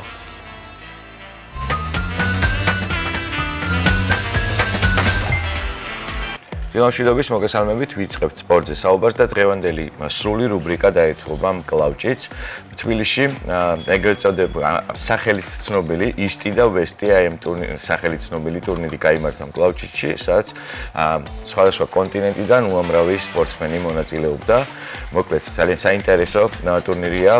პირველად გაიმართა საქართველოში და შესაბამისად ამ თემაზე უნდა ვისაუბროთ ვრცლად და ჩვენი სტუმარია მსოფლიო რეიტინგის პირველი ნომერი, მსოფლიო ჩემპიონი ლევან საგინაშვილი, რომელიც უკვე მე როგორც ვიცი ხაზზე ყავს და შეგვიძლია მასთან ერთად უკვე გავაგრძელოთ საუბარი. დილამშვიდობისა ლევან, პირველ რიგში მადლობა იმისთვის, რომ დილიდან ჩვენთან ერთად ხართ და უნდა ვისაუბროთ ამ ძალიან მაგარ შეჯიბრზე, რომელიც თბილისში გაიმართა პირველად, მე როგორც მაქვს ინფორმაცია, ისტის და ვესტის აი ესე ამ სახელით ცნობილი. მოგვიყევი ამ შეჯიბრის შესახებ ერთ-ერთი ორგანიზატორი შენც ხარ, მე როგორც მაქვს ინფორმაცია და შესაბამისად გვითხარი როგორ გადაწყდა ამის საქართველოში ჩატარება, საკმაოდ წონადი და ისეთი შეჯიბრია, რომელსაც ძალიან ბევრს სურს ალბათ მოხვედრა და მონაწილეობის მიღება. ეს ისტანოსტი კлауჭიძის შეჯიბრია, რაც UFC MMA-ს ისე ვთქვათ. ყველაზე მაღალი დონის შეჯიბრია, რომ კлауჭიძში გაიწია ხამდე არსებულა და მოხდა ისე, რომ ორგანიზატორი და ძალიან დაინტერესდა, რომ საქართველოში ჩატარებულიყო, მე უშუალოდ ორგანიზაციაში დიდი მონაწილეობა არ მიმიღია. საკითხებში მივიდა მონაწილეობა მხოლოდ. და როგორც ვიცი, სპორტის სამინისტრო და თბილისის მერია იყო ძალიან აქტიურად ჩართული და მათი დახმარებით მოხდა ამ შეჯიბრის თბილისში ჩატარება.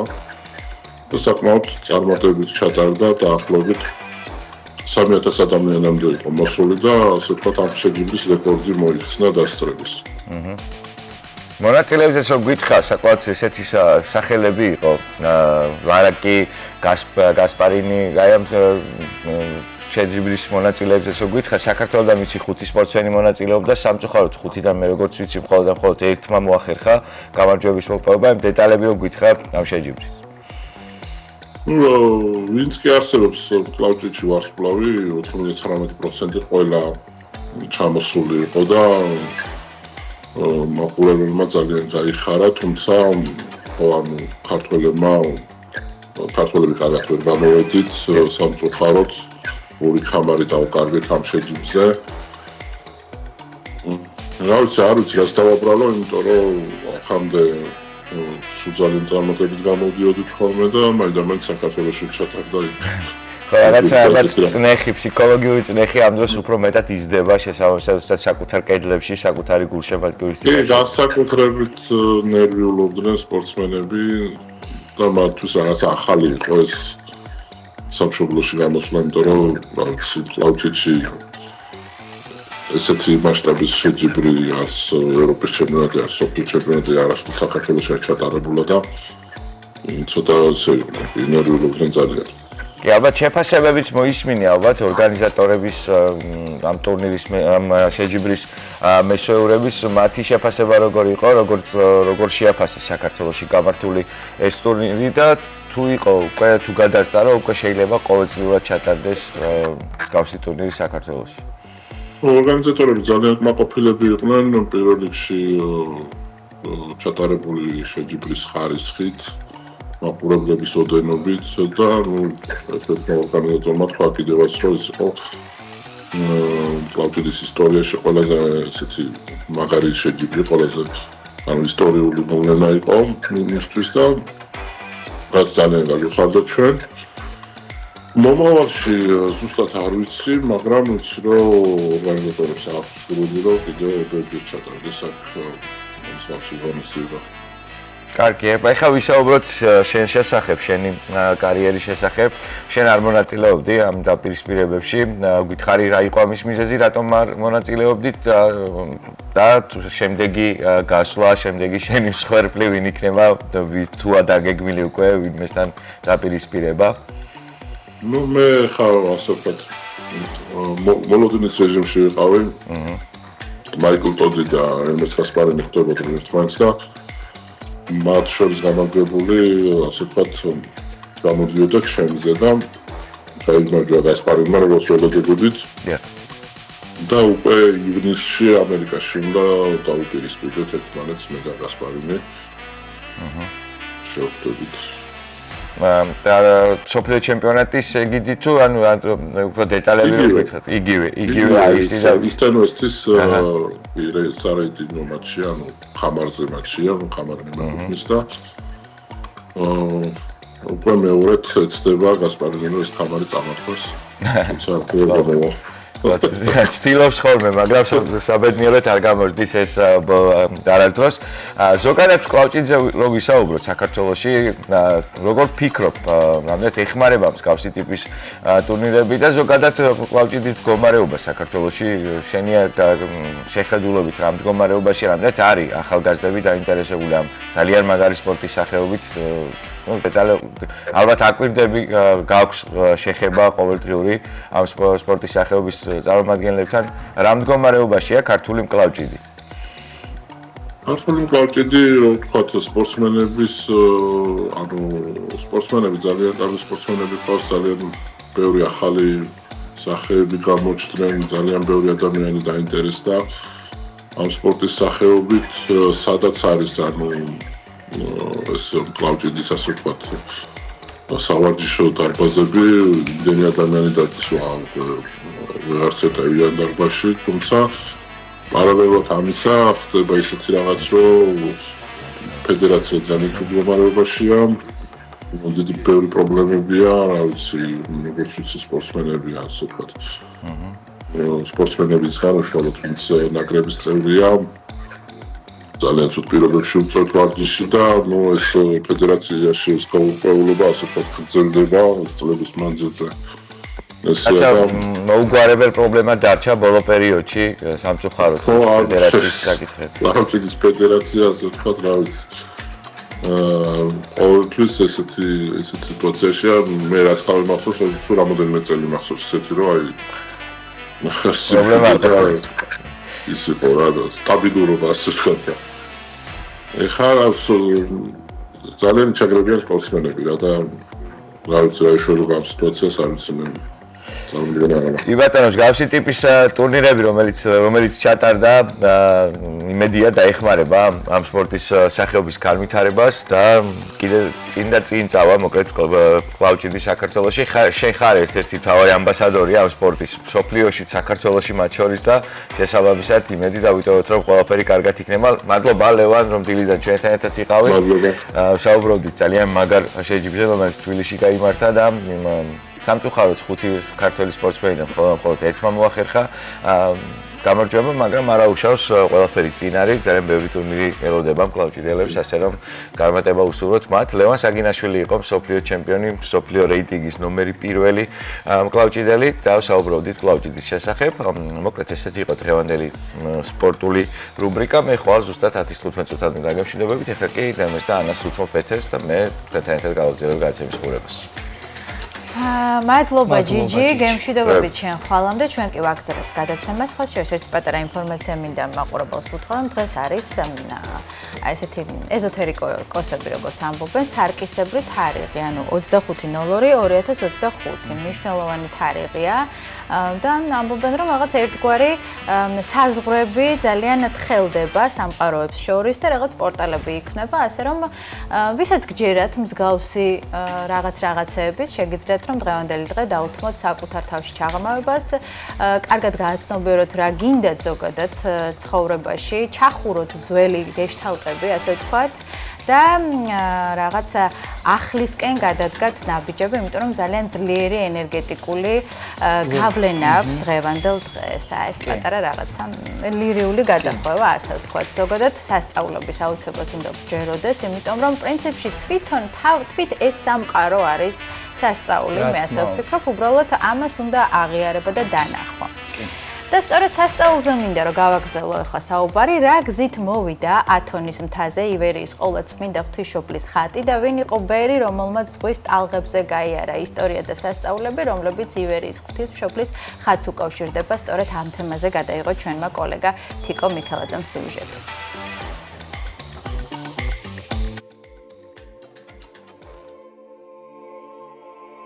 ივერიის ყოლაწმინდა ღვთისმშობლის ხატის ისტორია იწყება მერვე მე-9 საუკუნიდან, როდესაც ერთ-ერთი მორწმუნე ადამიანის კონსტანტინოპოლთან ახლოს მცხოვრები ქალბატონის სახლში ბრძანდებოდა და მინდა გითხრათ, რომ ხატთა თაყვანისცემა იყო ასე თქვა ტრადიციაში შემოტანილი, მაგრამ უკვე ლევონ მესამე ისარიელმა დაიწყო ხატმებრძოლეობა და სწორედ ეს ამ ეპოქას უკავშირდება და დაიწყეს ხატების განადგურება.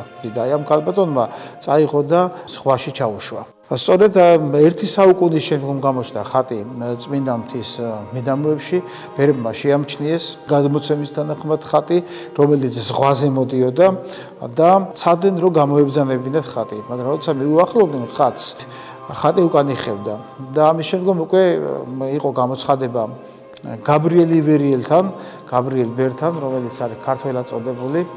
აუწყე მოძღვარსა და ძმებს, რომ ნებავს მივანიჭო მათ ჩემი ხატი, შემწეთ და მფარველად.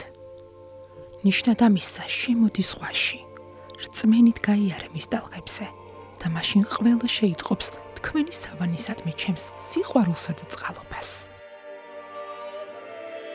სასწაული უკავშირდება იმას, რომ გაბრიელ ივერიელმა ზღვაზე გაიარა და ხატი სწორედ აი ხელში აყვანებული გამოიტანა წმინდა მთაზე და დააბრძანა ივერიის მონასტრის ახლომახლოს, სადაც ეხლა დღეს არის ივერიის ყოლაწმინდა ღვთისმშობლის წყარო.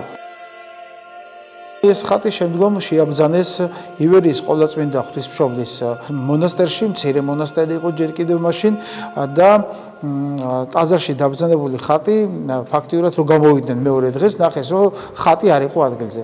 კარიბჭესთან იყო დაბრძანებული თავისით და რამოდენიმეჯერ იყო ეს შემთხვევა, შემდგომ გამოცხადება ჰქონდა წინამძღვარს. გამოუცხადე ძმებს, რომ მეტად აღარ გამომცადონ. რადგან არ მნებავს თქვენი მფარველობა. არამედ თვითონ მსურს ვიყო თქვენი მფარველიცა და ცველიც. და აჰა, იყოს თქვენ და სასწაულად. ვიდრე ამ სავანეში იღილება ჩემი ხატი, არ მოგაკლდებათ თქვენ ჩემი ცის მადლი და წყალობა. ხატს აუშენეს აძარი კარიბჭესთან.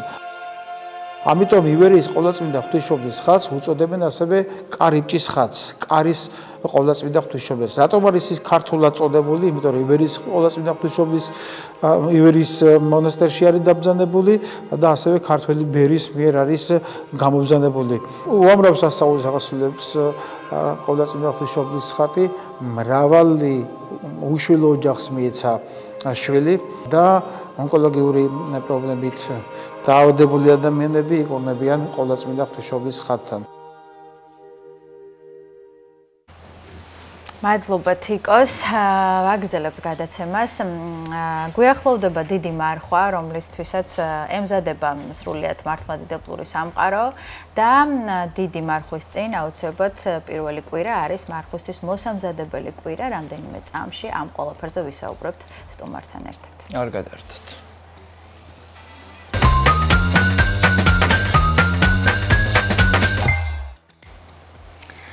ზაზა კილაძე თეოლოგი შემოგვიერთდა. გამარჯობა ბატონო ზაზა, გვიხარია რომ ჩვენი სტუმარი ხართ და დავიწყოთ საუბარი. დაიწყო ყველიერი მარხვა გუშინ, როგორც ვიცით, რას ნიშნავს ეს მოსამზადებელი კვირეული და როგორ უნდა მოემზადოს ზოგადად ადამიანი პირველ რიგში სულიერად იმისთვის, რომ აი ეს ყველაზე დიდი მარხვა, ასე ვთქვათ, შეინახოს.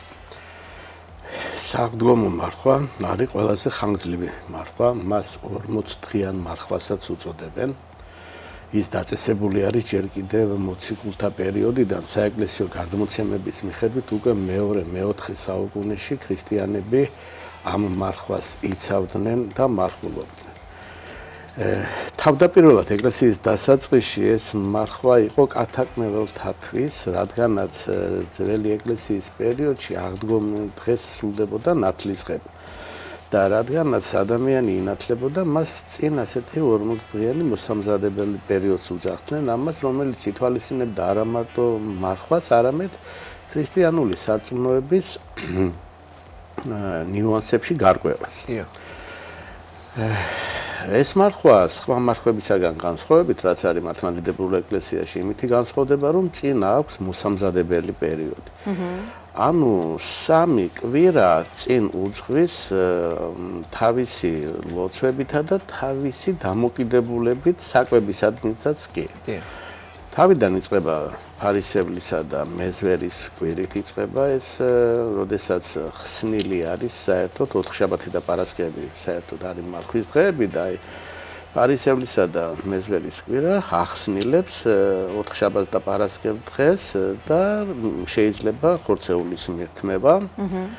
ამის შემდეგ მოდის უძღებიშვილის კვირა, ანუ მეორე კვირა მოსამზადებელი, ამ დროისათვის უკვე იწყება ხორციელი ნიშნავს იმას, რომ ეს არის ბოლო კვირა, როდესაც ადამიანს შეუძლია ხორცის მიღება, მაგრამ ოთხშაბათი და პარასკევი მარხვა არის ამ კვირაში, მეორე კვირაში, მესამე კვირაში ახლა რო ვიმყოფებით ჩვენ, ეს არის საშინელი სამსჯავროს კვირა, აი კვირა დღეს საშინელი სამსჯავროს კვირა, ადამიანს ახსენებს სამსჯავროზე, რომელიც გარდაცვალების შემდეგ მოელის, ანუ დასასრულის ქვეყნის დასასრულის ჟამს იქნება ეს სამსჯავრო და ახლა არის ყველიერის კვირაში ვიმყოფებით ახლა. ეხლა აქ ყველა დღე სადაგი არის, ანუ ოთხშაბათი და პარასკევი მარხვა არ არის, ოღონდ ხორცის მიღება არ არის ახლა შესაძლებელი. დანარჩენი ყველისა და თევზის მიღება ჩვეულებრივად შესაძლებელი არის. აი ახლა რო კვირა დადგება უკვე, ხო, დაიწყება მარხვის უკვე პირველი კვირა. და უკვე ორშაბათიდან, ანუ 3 მარტიდან იწყება მარხვა, რომელიც გრძელდება შემდეგ მთელი 47 დღის განმავლობაში. ბატონო ზაზა, აი რატო სჭირდება ასეთი შემზადება, ასე ვთქვათ, ადამიანს გარკვეული საკვების არ მიღებისთვის? ეხლა როგორ არის საქმე? ჩვენ ნათლობის შემდეგ სამწუხაროდ ადამიანები მაინც ვერ ასრულებენ იმას, რაც ქრისტეს ცხოვრების წესი არის. და ამ ქვეყნის საზღუნავში ვეფლობით. აღდგომა თავისი მნიშვნელობით ყველაზე დიდი დღესასწაული არის სხვა 12 დღესასწაულთან შორის, რომელიც არის ქრისტიანობაში, ქრისტესთან მიზღვნილი. ამიტომ ეს ეკლესია ეგრეთ წოდებულ მობილიზაციას აკეთებს იმისათვის, რომ ადამიანმა წელიწადის განმავლობაში ეს 47 დღე მოახდინოს მისი ხორციელი ძალების შესუსტება და სულიერი ძალების გაძლიერება. ეხლა მარხვა იმიტომ კი არ არის, რომ თქვათ რაღაცა აკრძალული არის საკვები უფლისაგან. არამედ იმიტომ, რომ ხორციელი მოთხოვნილებები დაასუსტოს, მიანელოს და ადამიანი უფრო დააფიქროს, რომ ის უპირველეს ყოვლისა სულიერი არსებაა. თუმცა ჩვენ ისე არ უნდა გავიგოთ, როგორც გნოსტიკოსებს მიაჩნიათ, რომ მატერია და სხეული ეშმაკისგან არის და უფლისაგან არ არის. ის ჭურჭელი არის, სადაც სული იმყოფება, ამიტომ ხორცის მოვლა და მისი პატრონობა ისევე აუცილებელია, როგორც სულიერზე ფიქრი. უბრალოდ ეს 47 დღე გვამზადებს აღდგომისათვის და ეს აღდგომა იმიტომ არის ყველაზე დიდი დღესასწაული, რომ უპირველეს ყოვლისა უფალმა ამითი გამტკიცა ძველი აღთქმის ყველა წინასწარმეტყველება ძეხსნის მოსვლასა და მის აღდგომაზე და გამოიხსნა კაცობრიობა, გახსნა 64-ის კარე. ამიტომ ეს 64-ის კარები, რომელიც გაიხსნა უფლის წამებითა და ტანგვით წითელ პარასკევს, რომელიც მოხდა, აი ამ პროცესების, ასე რომ ვთქვათ, გასახსენებლად და რაღაც აი ამ პროცესებში ჩართვისათვის არის ეს დაწესებული ეს მარხვის დღეები. სულიერი მდგომარეობა ამ შემთხვევაში, აი როგორია ვთქვათ, აი ეს საკვებზე, კონკრეტულ საკვებზე უარის თქმა იგივე ხორცზე, იმიტომ რომ ხორცს ძალიან მძიმე ენერგეტიკა აქვს ზოგადად. აი ეს არამარხვის დღეებში მე მაგალითად ხორცს ბოლო პერიოდში რაღაცა ცოტათი გავემიჯნე, აი რაღაცა ალბათ ასაკთან ერთად ისიც მოდის, რომ აი ხორცს თავისი სიმძიმე აქვს, ხო? ამ საკვების არ მიღების შემთხვევაში შინაგანი მდგომარეობა თუ იცვლება რაღაცნაირად, საინტერესოა ესეც. ო, ეხლა როგორ არის ეს ხორციელი, აი თქვენ ზუსტად ბრძანით იმის შესახებ, რომ ზედმეტი საკვების მიღება ან ძალიან ეგრეთ წოდებული სანელებლებითა და სილამაზით გაჯერებული საკვების მიღება ცოტა გემოები თუ იმის არ ქვია შეაკავშირე ხორცის გემოს აღარ გამოვიდა. ხო და ამიტომ ეს მაინც რაღაცნაირად როგორ არის იცი გადატვირთვას იწვევს ადამიანისა და იქ ძალიან სულიერი მოთხოვნებისადმი დრო აღარ რჩება, როდესაც ამ საკვების მიღებაზე გადადიხარ. თუმცა ჩვენ ისე არ უნდა გავიგოთ, ეხლა სხეულის დაუძლურება ეკლესიას აქვს, მაგალითად თუ ადამიანი ავადარი ან რაღაც სხეული ისედაც დაუძლურებული არის, ეგრეთ წოდებული ეკონომიის სახით დაშვებას უშვებს, რომ ისეთი მარხვით არ იმართულოს, როგორც დადგენილი არის. იმიტომ რომ ეხლა ადამიანი როდესაც ავადარი, სხეული ისედაც დაუძლურებულია, ხო? იგივე თქვა ფერმზე, როდესაც არის ქალი ან მოხუცებული არის ადამიანი, აი ამ შემთხვევაში დაშვებული არის. მე ამას რატო ვამბობ? ეკლესიას თვითმიზანი რაღაცის აღსრულება კი არ არის, არამედ ეს ყველაფერი მორგებული აქვს იმისათვის, რომ ადამიანი ცხონდეს, ადამიანისათვის არის. აი ეს გამოთქმა რო არის, არა შაბათი არის შაბათისათვის, არამედ შაბათი ადამიანისათვის არის. ანუ უფალი იმიტომ მოვიდა, რომ ადამიანი გამოიხსნა და ადამიანის გამოხსნისათვის ვალდებული არის ეკლესია ყველაფერი გააკეთოს. ამიტომ რაღაც ის თავად ადამიანი უნდა მიიყვანოს ალბათ იქამდე რომ ეს შინაგანი მოთხოვნილება გახდეს და არა რაღაცა აკრძალვები და მოვალეობის მოხდა ალბათ ხო? ხო, იმიტომ შეიძლება საერთოდ საკვები არ მიიღო და აი ახლა 40 დღე როდესაც უდაბნოში იყო ქრისტე ეს 40 დღიანი მარხვა რატო არის? ხო, იქ ხო გამოცადა ხო ეშმაკმა ქრისტე და აი იქ ზუსტად შემდეგ იწერებოდა რომ ესე იგი გადმოცემის სახით ეშმაკი ამბობს რომ მე საერთოდ არ ვღებულობ საკვებს, მაგრამ მაინც ვერ ვძლიე ადამიანს, რადგანაც აქ მარტო საკვების არ მიღებაში არ არის საქმე. აქ ზუსტად ის არის, რომ ქრისტეს უნდა დაემსგავსო შენი ქმედებით და ცხოვრების წესით.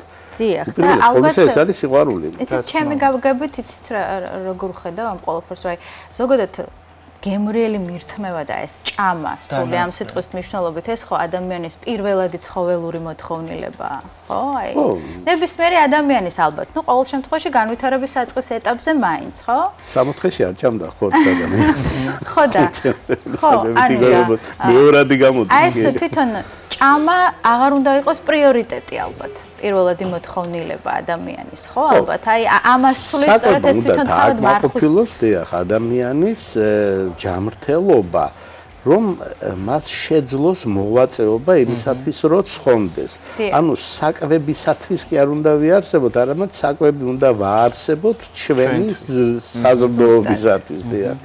ამიტომ საკვებზე ზედმეტი გადატანა სხვადასხვა სხვა რელიგიებშიც ასევე არის. ასეთი რელიგიები ამ საკვებზე გადაყოლასა და აი ვთქვათ მიაზზე დიდი დროის დათმობას არც ერთი რელიგია არ გადაგებს. ბატონო ზაზა, აი საკვების გარდა კიდევ რა აუცილებელი პირობა იმისთვის, რომ გავითვალისწინოთ და მიტევების კვირაზეც რომ დეტალურად ვისაუბროთ. ხო, მიტევების კვირა არის აი ზუსტად ეხლა რო კვირა იქნება, ეხლა კვირა დღეს ეკლესიაში შეიკრებება ადამიანები და შენდობას თხოვენ ერთმანეთს. ეხლა უდანაშაულო ადამიანი არ არსებობს დედამიწაზე, რაც არ უნდა იყო და სიწმინდით იცხოვრო, დანაშაულს მაინც ჯადიხარ. ყველა ჩვენი პატარა ეშმაკუნები ყავს. კი ბატონო. აი ეხლა ეს დანაშაული ჩვენ იმიტომ ვართ, რომ უნდა მოვერიოთ ამ დანაშაულს და მორევა დანაშაულის ეხლა ფიზიკურად მას ვერ მოვერევით. ეს არის რა? იგივე შენდობის თქმა, იგივე აღსარება. ანუ სინანული ამ დანაშაულის ჩადენისათვის.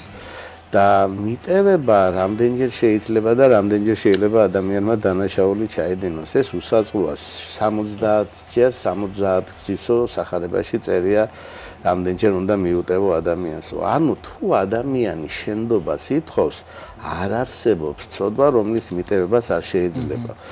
გარდა თვითმკვლელობის. დანარჩენი ცოდვები, არც ერთი ცოდვა თუ მას ადამიანი მოინანიებს, მიუტევებელი არ რჩება. ამიტომ არის რომ ეს კვირის დასაწყისში, ეხლა თუ ადამიანზე გაბრაზებული ხარ, ან ოჯახის წევრზე გაბრაზებული ხარ, ან ვიღაცა გძულს და იმაზე ფიქრობ, როდის დააგჭო, აი ასე მარხვის დაწყება ცოტათი რთული არის და ძალიან ძნელი არის და თუმცა ძნელი არის ამ ბუდიშის თქმაც ისე. აი მიტევების და სინანულის თქმაც ძალიან ძნელი არის ახლა. ჩვენ რო უყურებთ ამ სიტუაციაში და ჩვენ თავზე რო წარმოვიდგინოთ, ცოტათი ძნელი წარმოსათქმელია ესეც ხო, მაგრამ აი ზუსტად ეს არის ქრისტიანობა, იმითი განსხვავდება თქვათ, რომ აი ეს უნდა შეძლოს ადამიანმა.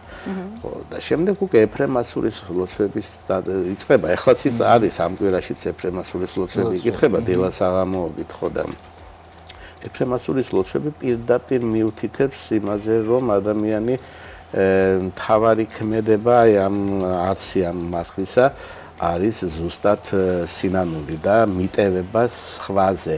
ანდერაკრიტელის კანონები იკითხება პირველი კვირა. იქ სულ მოწოდება არის ადამიანის სინანულის ანდერაკრიტელის კანონი. სხვადასხვა ძალიან გავს აღმაშენებლის სინანულის კანონს, რომელიც აღმაშენებელმა დაწერა დავის დროზე. ამიტომ ეს არის ძალიან მნიშვნელოვანი მიტევების კვირა.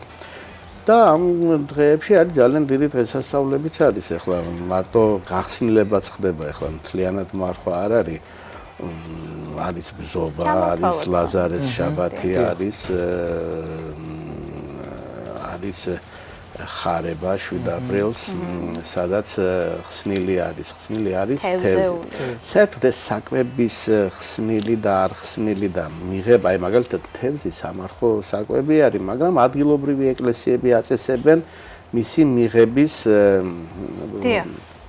მიზან შეწონილებას, ხო?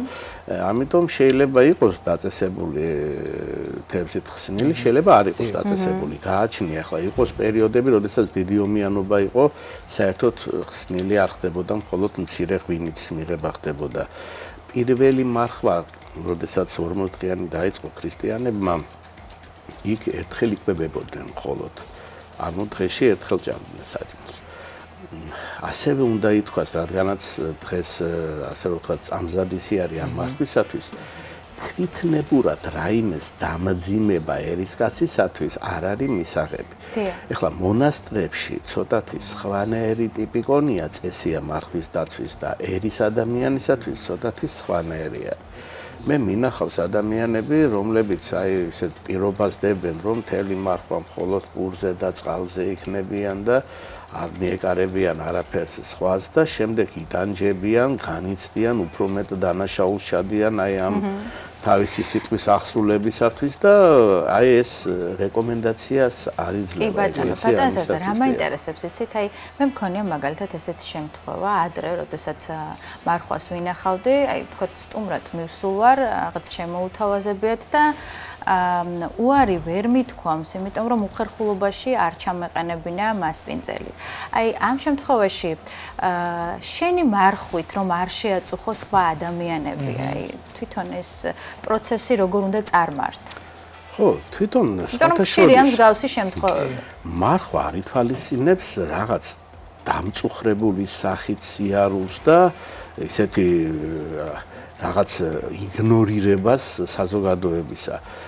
მარხვა ადამიანმა ვერც უნდა შეგამჩნიოს და ვერც ეკლესიამ უნდა შეგამჩნიოს. ეხლა შენი მარხვის შესახებ საპატრიარქო მიწოდებს რომის პაპმა არა სავალდებულო. ხო, როდესაც შენ მარხულობ, ჩვენ კიდევ ერთხელ ვამბობ, რომ სხვისთვის არ მარხულობ, ჩვენი თავისთვის მარხულობთ. ამიტომ არ არის სავალდებულო ვინმე მიწოდეს ამის შესახებ. თქვენ ახლა რაც ამბობთ, იქ არის რაღაცები, რომელიც პრიორიტეტი დგება ხოლმე ადამიანთა ურთიერთობა. შენი მარხით სხვა არ უნდა გააბრაზო და არ უნდა აწმენინო. ეხლა შეიძლება ადამიანმა არ იცოდეს ამის შესახებ და იმან სული და გულით მოგაწოდოს რაღაცა ეხლა და ეხლა მის წინ ეს დააგდო ქვევით და მე მარხულობ და ასეთი ვარ და ისეთი ვარ, ეს ვარესი არის ახლა რაღაცეების გაკეთება არ შეიძლება. ხო, ჩვენ ყველა სიტუაციაში ახლა ერთი საწმუნოებით არ ცხოვრობ საქართველოს, ამიტომ ყოველთვის უნდა გახსოვდეს, რომ სხვადასხვა ამსარებლობის ადამიანებთან გვაქვს საქმე და ჩვენი მარხვით არ უნდა შევაძულოთ იმათ თავი და არც ჩვენ არ უნდა შეგვძულდეს ისინი, ხო? სიძულვილის მარხვა არ არის, ეს არის აღდგომის და გამოხსნის მარხვა და ხელი უნდა შეუწყოთ ადამიანებმა ერთმანეთს, ხო? ხო, ანუ არ უნდა იყოს რა შემაწუხებელი არაფრისათვის ამ ქვეყანაზე, ჩუმად უნდა იყოს. აი ადამიანები, რომლებიც არ არიან თქვათ ისე ეკლესიურები და ამ რაღაცა სხვადასხვა წესებს არ მიყვებიან, მაგრამ სურთ რომ აი რაღაცა თავიანთი სულისთვის რაღაც შეიტანონ საკუთარი თავისთვის რაღაც წვლილი. რომელი ლოცვები შეიძლება რომ წაიკითხონ და ზოგადად მარხვის გარეშე როგორ გაატარონ ეს 40 დღე? ყველაზე კარგი რაც არის, აი დამწყები ვინც არის თქვათ და იწყებს ახლა ქრისტიანულ ცხოვრებას ან თქვათ მიაჩნია რომ ეს ტრადიცია და რაღაც ტრადიციას უნდა ემსახუროს. ყველაზე ისეთი მარტივი არის ოთხშაბათი და პარასკევის დაცვა, რომ ხოცი არ შეჭამოს აი ამ დღეს. პირველი ნაბიჯები ამით უნდა გადაიღოს. ეხლა რომ პირდაპირ 57 დღიან მარხვაზე დაიწყოს ადამიანმა შეიძლება გაუძნელდეს და შემდეგ არასოდეს არ იმარხულოს. ამიტომ ცდელობა არის ყველაზე ისეთი ოთხშაბათს და პარასკევს და თქვათ იგივე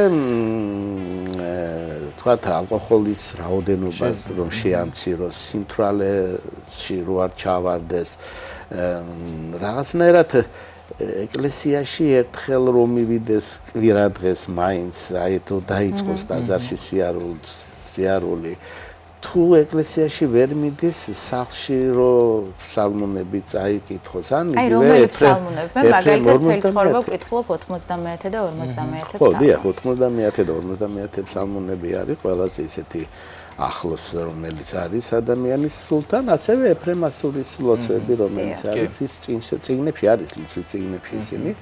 ეს არის. ეხლა თუ სინანულში ჩავარდება და აღსარებას იტყვის, ეს თლად კარგი არის, მაგრამ ყოველ შემთხვევაში დასაწყის ეტაპზე რაღაცა ნაბიჯის გადადგმაც უფლისათვის და ადამიანისათვისაც სათნო საქმე არის, ხო? ეხლა მანდამეც სხვათა შორის ძველად ომებიც ჩერდებოდა, როდესაც დიდი მარხვა იწყებოდა. ომიც ჩერდებოდა, მაგრამ ეხლა სამწუხაროდ კაცობრიობა მაგისკენ არ არის მიმართული, ეხლა მაგი აღარ აჩერებს სამწუხაროდ ომებს, მაგრამ ისე მნიშვნელობა კაცობრიობისა და საზოგადოებისა დამოკიდებულება მარხვისადმი კარგად ჩანდა რა ეს ჩვენი წინაპრების დროს ხო ახლა მე არ მგონია რომ ამ მარხვამ რაღაცა შეაჩეროს პროცესები მაგრამ ყოველ შემთხვევაში ადრე კეთდებოდა ასე ხო რა საინტერესო ამ თემაზეც აუცილებლად ვისაუბროთ ალბათ შემდეგ გადაცემაში მოკლედ ძალიან დიდი მადლობა რომ იყავით ჩვენი სტუმარი. საინტერესო იყო თქვენთან საუბარი, ჩემთვის ყოველთვის საინტერესოა და სასიხარულო როცა თქვენ მოდიხართ, იმიტომ რომ რაღაცა თითქოს რაღაც ახალი მეხსნება, როცა თქვენთან საუბრობ და რაღაც ფინალურად რეზიუმე მინდა რომ გავაკეთოთ, რომ ადამიანებს მოუწოდოთ, რომ ხო, მოუწოდოთ უპირველეს ყოვლისა რა არის სინანულისაკენ და მადლიერების გამოხატვისაკენ. ჩვენ ახლა დღეს რომ მოგეცა საშუალება რომ დღეს აქ საუბრობთ დღეს რომ გავიღვიძეთ დილას ამისათვისაც მადლიერი უნდა ვიყოთ ახლა სავალდებულო არ არის რომ სულ იმაში ფუფუნებასა და ოქროვერცხლში იცხოვროს ადამიანმა მცირედი რაც ეძლევა იმისათვის მადლიერების გამოხატვა უნდა შეძლოს ერთმანეთის მიმართ უნდა შეგვეძლოს მადლიერების გამოხატვა და სინანულის გამოხატვა ჯერ უნდა ვეცადოთ რომ არ დაუშავოთ ერთმანეთს და თუ დაუშავებთ, მე ბოდიშის მოხდა მაინც უნდა შეგვიძლია. ყველაზე მნიშვნელოვანი აქედან იწყება და ყოფილიყოს ეს დღევანდელი დღე იმისათვის, რომ ვინც ნაჭყობარია ერთმანეთთან შერიგებული იყვნენ, ვისაც ბოდიში აქვს მოსახდელი, ბოდიში მოეხადოს, ვისაც მადლიერება აქვს გამოსახატავი, მადლიერება გამოეხადოს და აღდგომა დღეს შევხვდრილიყავით მთელი სულისკვეთებითა და დიდი სინანულითა და დიდი სიხარულით. დიდი სიხარული და დავძლეთ ეგო ალბათ ხო იმიტომ რომ სწორედ ეგო და მე ეს ის არის რაც ადამიანებს ხელს გვიშლის განვითარებაში როგორც სულიერში ასევე ზოგადად პიროვნულში ძალიან დიდი მადლობა ზაზა კილაძე იყო ჩვენი სტუმარი ვემშვიდობებით ბატონ ზაზაც ჩვენ კი უნდა გავაგრძელოთ გადაცემას პირველ რიგში შევახსენოთ მაყურებლებს რომ თქვენ უყურებთ დილის ტალღას მე ანა შემოძე ვარ დამეტრე ზოიძე გამოიწერეთ ჩვენი სოციალური ქსელები Facebook-ი TikTok-ი სოციალური ქსელები მოგწერეთ პირადში ჩვენ აუცილებლად გიპასუხებთ ასევე თუ იცნობთ საინტერესო ადამიანებს ჩვენ შეგვიძლიათ გამოგვიგზავნოთ რეზიუმე და ჩვენი გადამღები ჯგუფი აუცილებლად მოვა და გადაიღებს ახლა როგორც მივხვდი უკვე თბილისის დროით ზუსტად 10 საათი სრულდება ზუსტად 10 საათი კი და პირდაპირ ეთერში სულხან წულუკიძე შემოგვერთდება გავიგოთ რა ხდება საქართველოში და საქართველოს ფარგლებს გარეთ სულხან დილამშვიდობისა კიდევ ერთხელ კიდევ ერთხელ მოგესალმებით. დიახ, ნამდვილად ასეა. თბილისის დროით 10 საათია და ეთერში ახალი ამბების დროა.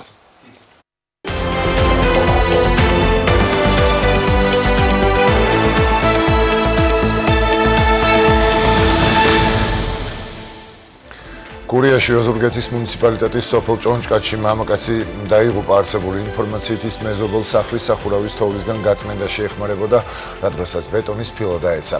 ადგილზე მობილიზებული იყო სამაშველო და სასწრაფო დახმარების სამსახურები, თუმცა მისი გადარჩენა ვერ მოხერხდა.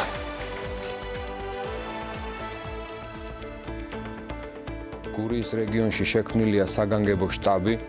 ყველა შესაბამისი სამსახური მუშაობს 24 საათიან უწყვეტ რეჟიმში, რათა მაქსიმალურად, დროულად და ეფექტურად იქნას გადაჭრილი ყველა ის პრობლემა, რომელიც დგას ჩვენი მოქალაქეების და ჩვენი რეგიონის წინაშე.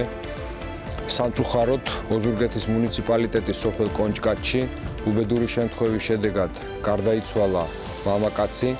შემთხვევის დეტალებს შესაბამისი სამსახურები სწავლობენ.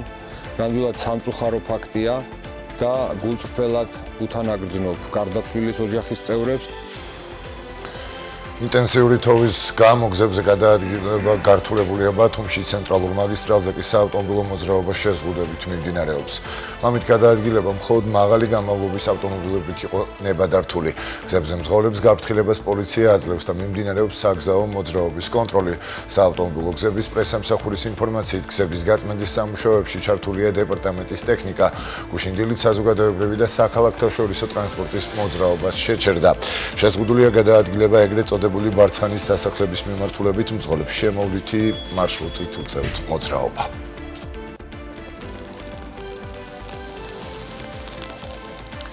თითოეულობის გამო ბათუმის მერიამ მუშაობის საგანგებო რეჟიმზეა გადასული უწყების ინფორმაციით თოვლის წმენდის სამუშაოები ღამითაც მიმდინარეობდა.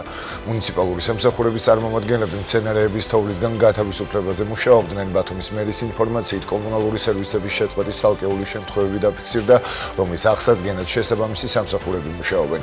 მიღებულია საზოგადოებრივი ტრანსპორტის მოძრაობის შეჩერების გადაწყვეტილებაც.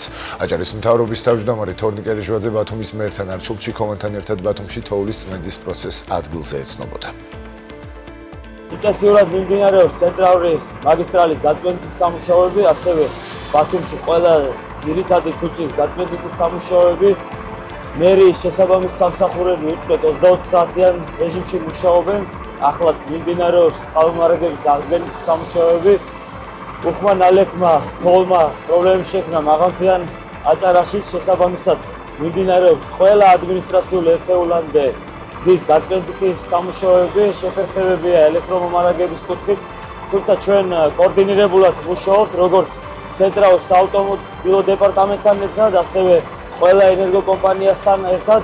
ყველა ის ძირითადი კომუნიკაცია, რომელიც საჭირო არის გამართული მუშაობისთვის, იქნას აღდგენილი გაწმენდის სამუშაოები ინტენსიურად გატარდება დღის განმავლობაში. 24 საათიან რეჟიმში ინტენსიურად გრძელდება უკვე მეხუთე დღეა თოვლისაგან გზის გაწმენდის სამუშაოები, ასევე მიყენებული ზიანის სალიკვიდაციო სამუშაოები. პრაქტიკულად ბოლო 24 საათის განმავლობაში არ გამოუდარებია და ინტენსიურად თოვლის საფარი აღემატება 50 სანტიმეტრს ჩვენს ქალაქში, რაც უჩვეულო არის ნამდვილად ბათუმისათვის.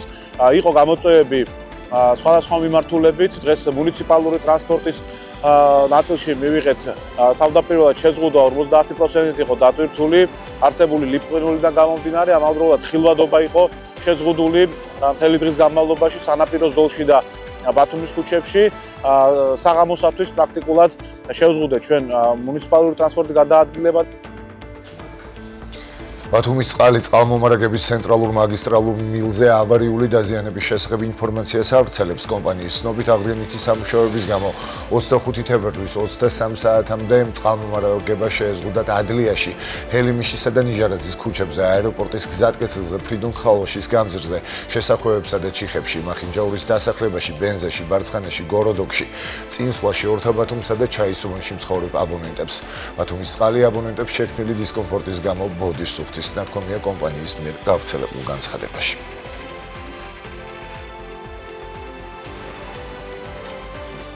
აჭარაში საჯარო ბაღებსა და სკოლებში მეორე დღეს სასწავლო სააღმზრდელო პროცესი შეჩერებულია. მიზეზი ძლიერი თოვა და ამინდის მოსალოდნელი გაუარესებაა. აჭარის განათლების სამინისტროს ინფორმაციით გადაწყვეტილება მოსწავლეებისა და მასწავლებლებისთვის უსაფრთხოების დაცვის მიზნით მიიღეს.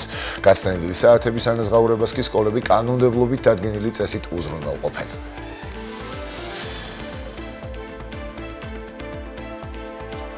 განვაგრძობთ გამოშვებას. 25 თებერვალი საბჭოთა ოკუპაციის დღეა. 104 წლის წინ წითელმა არმიამ საქართველოს დაიპყრო და დაიწყო 70 წლიანი საბჭოთა ტირანია. 1921 წელს მოღალატეების ლიდერობით შემოსულ რუსულ ჯარს გმირი იუნკერები და უბრალო ხალხი დაუხდა, რადგან მთავრობა უკვე გაქცეული იყო. მედგარი წინააღმდეგობის მიუხედავად საბოლოოდ ტაბახმოვასთან მცირეცხოვანი ჯარი დამარცხდა, შემდეგ კი ტყვედ ჩავარდნილი იუნკერები საბჭოთა ხელისუფლებამ დახვრიტა. მათი გმირობის პატივისცემისა და გლოვის ნიშნად მთელს ქვეყანაში სამთავრობო უწყებებთან ჩამოშვებულია დროშები, ხოლო გმირების მემორიალებთან მათ ხსოვნას პატივს მთელი ქვეყნის მასშტაბით მიაგებენ.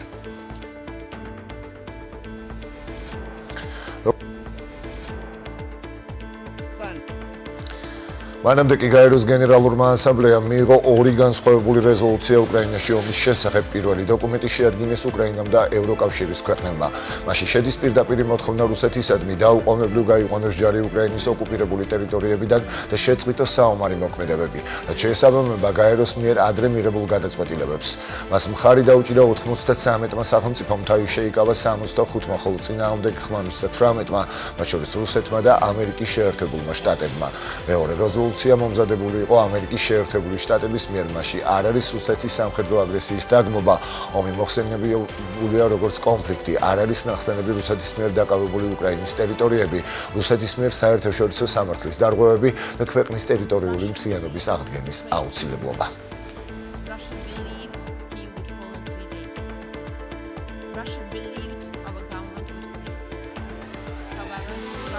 ეს იყო ჩემს ხელთ არსებული ბოლო ინფორმაცია. მთავარს კი უკვე 12 საათიდან ჩემი კოლეგა სოფო ხელაძე გაუძღვება. მე ხვალამდე გემშვიდობებით. ნახვამდის. მადლობა სულხან, ჩვენ კი შევახსენოთ მაყურებლებს. თქვენ უყურებთ გადაცემა დილის ტალღა, სტუდიაში მე დემეზოიძე და ანა შამილაძე მუშაობთ. ასევე აუცილებლად უნდა გამოიწეროთ ჩვენი სოციალური ქსელები, Instagram-ი, Facebook-ი, TikTok-ი, ქართული ასოებით საძიებო ველში ჩაწერეთ დილის ტალღა, იქ ამოგიგდებთ ჩვენს ოფიციალურ გვერდს. თუ იცნობთ საინტერესო ადამიანებს ან ისტორიები იცით, აუცილებლად მოგწერეთ, ჩვენი გადამღები ჯგუფი მოვა და გადაიღებს საინტერესო სიუჟეტს, რომელიც დილის ტალღის პირდაპირ ეთერში გავა. ნახოთ ახლა გადაცემის დასკვნითი ნაწილის ანონსი და ძალიან მალე დაგიბრუნდება. გუშინდელი აქცია უკრაინაში ომის დაწყებიდან 3 წლის თავს მიეძღვნა. დღესდღეობით განვითარებული მოვლენები საქართველოში და უკრაინაში ყოველ შემთხვევაში არის ძალიან ცუდი. ჩვენ რასაც ვაგვირდებით, ქართველი ხალხი მუდამ ძლიერად და მედგრად დგას უკრაინელი ხალხის გვერდით. ვფიქრობ, გაგრძელდება ეს ჩვენი აქციები მანამდე, სანამ ეს ჩვენი მთავრობა არ წავა ქვეყნიდან, არ დატოვებს ამ კეთილ ქვეყანას, რომელიც, რავი, ალბათ არავისთვის არ არის სათამაშო რა, როგორც ბიზნესმენი შვილი ეყრობა ხალხს. დღევანდელი ჩვენი პროტესტი ეძღვნება უკრაინას, უკრაინელ მებრძოლებს, რომლებიც ნამდვილად იმსახურებენ ჩვენს მხარდაჭერას, როგორც მოძმეერი, როგორც მებრძოლი ერი, რომელსაც მთელი მსოფლიო უჭერს მხარს და ვისურვებდით, რომ მალე დასრულდეს ომი უკრაინაში, ოღონდ უკრაინელების გამარჯვებით, იმიტომ რომ მაინც ვფიქრობ, რომ აი მათ გამარჯვებაზე ჩვენი ქვეყნის იღბალიც არის გარკვეულწილად მიღმული. ამიტომ მე ვუსურვებდი ამ ქვეყანას გამარჯვებას, ოღონდ ღირსეულ გამარჯვებას. სამუშაო შეხვედრა არა ქართულენოვან სკოლებში კონსულტანტ მასწავლებლებთან შეხვედრა კომუნიკაციების კომისიამ მედია წიგნიერების ინტეგრირების ხელშეწყობის პროგრამის ფარგლებში გამართა და მისი მიზანი არა ქართულენოვან სკოლებში მედია წიგნიერების შესახებ ცნობიერების ამაღლება და საქმის ინტეგრირებაა. შეხვედრის მონაწილეები მედია წიგნიერების პროექტებს და საგაკვეთილო პროცესში პრაქტიკულ მეთოდებს გაეცნენ. მედია წიგნიერება როგორც საგანი გასული წლიდან 227 სკოლაში ისწავლება.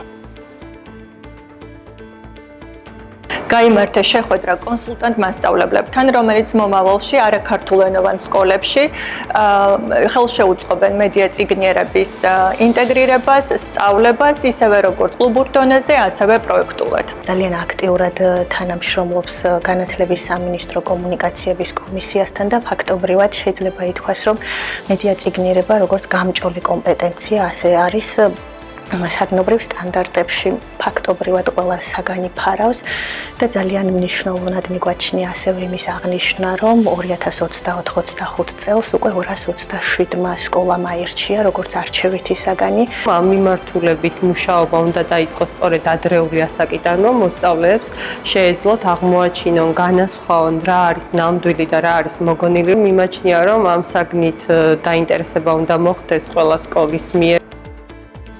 რაც შეეხება უცხოეთის სიახლეებს, საფრანგეთის პრეზიდენტმა ემანუელ მაკრონმა განაცხადა, რომ უკრაინასა და რუსეთს შორის ზავის შესაძლოა უახლოეს კვირებში გაფორმდეს. ორშაბათს თეთრ სახლში ამერიკის შეერთებული შტატების პრეზიდენტ დონალდ ტრამპთან შეხვედრის შემდეგ ტელეარხ Fox News-თან მიცემულ ინტერვიუში მაკრონმა ხაზი გაუსვა მთავარ საკითხებზე მიმდინარე მოლაპარაკებებს, მათ შორის უსაფრთხოების ვალდებულებებს, ტერიტორიულ მოსაზრებებს და უკრაინის ეკონომიკურ რეკონსტრუქციას. მისი თქმით, საფრანგეთი და დიდი ბრიტანეთი მუშაობენ ერთობლივ წინადადებაზე, რათა ჯარები განათავსონ საბრძოლო რაიონებში, რათა ხელი შეუწყონ სტაბილურობის შენარჩუნებას შეერთებული შტატების მხარდაჭერით. საფრანგეთის პრეზიდენტმა ემანუელ მაკრონმა თეთრ სახლში ამერიკის შეერთებული შტატების პრეზიდენტ დონალდ ტრამპთან მოლაპარაკებების შემდეგ პრესკონფერენციაზე თქვა, რომ ის და ტრამპი შეთანხმდნენ, რომ სურთ სწრაფი მშვიდობა, თუმცა ეს არ უნდა იყოს კაპიტულაცია უკრაინისთვის. მაკრონმა თქვა, რომ ევროპა მზადაა შეასრულოს თავისი როლი უკრაინის უსაფრთხოების გარანტიის კუთხით, მათ შორის სამშვიდობო ძალების გაგზავნით სამშვიდობო შეთანხმების ხელმოწერის შემდეგ, რათა უზრუნველყოს მისი სრული განხორციელება. მაკრონმა პირველმა ევროპელმა ლიდერმა, რომელიც თეთრ სახლს ტრამპის დაბრუნებიდან 1 თვის შემდეგ ეწვია, ტრამპთან მოლაპარაკებებს უფრო ერთიანი მიდგომისკენ გარდამტეხი წერტილი უწოდა. დონალდ ტრამპმა თავის მხრივ ხაზი გაუსვა ცეცხლის შეწყვეტისა და გრძელვადიანი მშვიდობის მიღწევის აუცილებლობას და განაცხადა, რომ მისი ადმინისტრაცია პირდაპირ მოლაპარაკებებს აწარმოებს როგორც რუსეთის პრეზიდენტ ვლადიმერ პუტინთან, ასევე უკრაინის პრეზიდენტ ვოლოდიმირ ზელენსკისთან. მან ხაზგასმით აღნიშნა, რომ შეჭრა არასდროს მოხდებოდა მისი წინა პრეზიდენტობის დროს. ტრამპმა ასევე ხაზგასმით აღნიშნა, რომ ევროპამ უფრო დიდი როლი უნდა იკისროს უკრაინის გრძელვადიანი უსაფრთხოების უზრუნველსაყოფად და ამ საკითხზე მაკრონის თანხმობა დაადასტურა. მან ასევე ხაზი გაუსვა უკრაინასთან იშვიათი მინერალების შესახებ შეთანხმების მიმდინარე მოლაპარაკებებს. პრეზიდენტ ზელენსკის შეხვდები შეიძლება მიმდინარე კვირაში ან მომავალ კვირაში ჩამოვიდეს, რათა შეთანხმებას ხელი მოეწეროს. განაცხადა ამერიკის შეერთებული შტატების პრეზიდენტმა. მისი თქმით, არ იცის თუ როდის შეხვდება რუსეთის პრეზიდენტს ვლადიმერ პუტინს.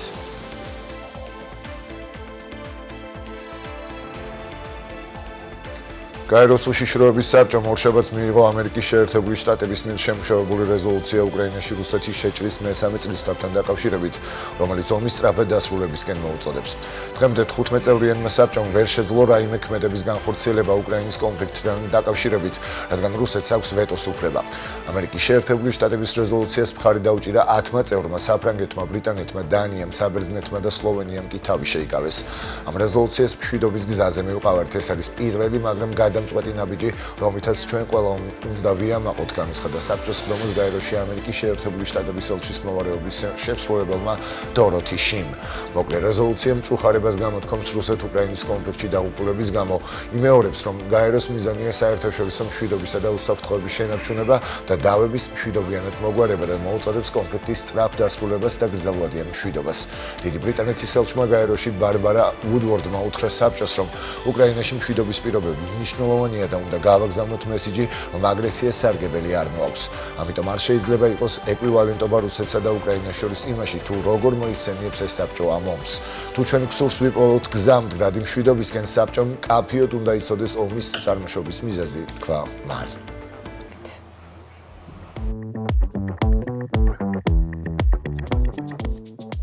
გადაცემის მესამე ნაწილში საქართველოს ქვეყნის სუვერენიტეტისა და დამოუკიდებლობის დასაცავად წითელარმიელებს დაახლოებით 40,000-იანი ჯარი დაუპირისპირა. განსაკუთრებული სიმამაცე გამოიჩინეს სამხედრო სასწავლებლის კურსანტებმა, იუნკრებმა მათი ისტორია დილის ტალღის სიუჟეტში. 25 თებერვალს წითელი არმიის დანაყოფებმა თბილისი აიღეს და ქვეყანაში კომუნისტური მმართველობა დამყარდა. ჩამოყალიბდა საქართველოს საბჭოთა სოციალისტური რესპუბლიკა. ის რაც დავიწყებას არ მიეცა. გადაცემის ბოლოს ისტორიკოსთან ერთად კიდევ ერთხელ გავიხსენოთ. უყურეთ დილის ტალღას ყოველ სამუშაო დღეს 8 საათსა და 30 წუთზე. როგორც დილიდან არაერთხელ აღნიშნეთ, დღეს საქართველოს ისტორიაში ერთ-ერთი ყველაზე ტრაგიკული დღეა, 25 თებერვალი, საბჭოთა ოკუპაციის დღე და დღეს გადაცემის ბოლოს ძალიან ბევრ ქართულ გმირს გავიხსენებთ და ასევე ანტიგმირსაც. თიკო მიქელაძე თავის რუბრიკაში დროის მანქანა მარო მაყაშვილის საქართველოს დამოუკიდებლობისთვის თავგანწირულ პირველი ქალისა და ქვეყნის ეროვნული გმირის ცხოვრებაზე მოგვიყვება. ნახოთ სიუჟეტი.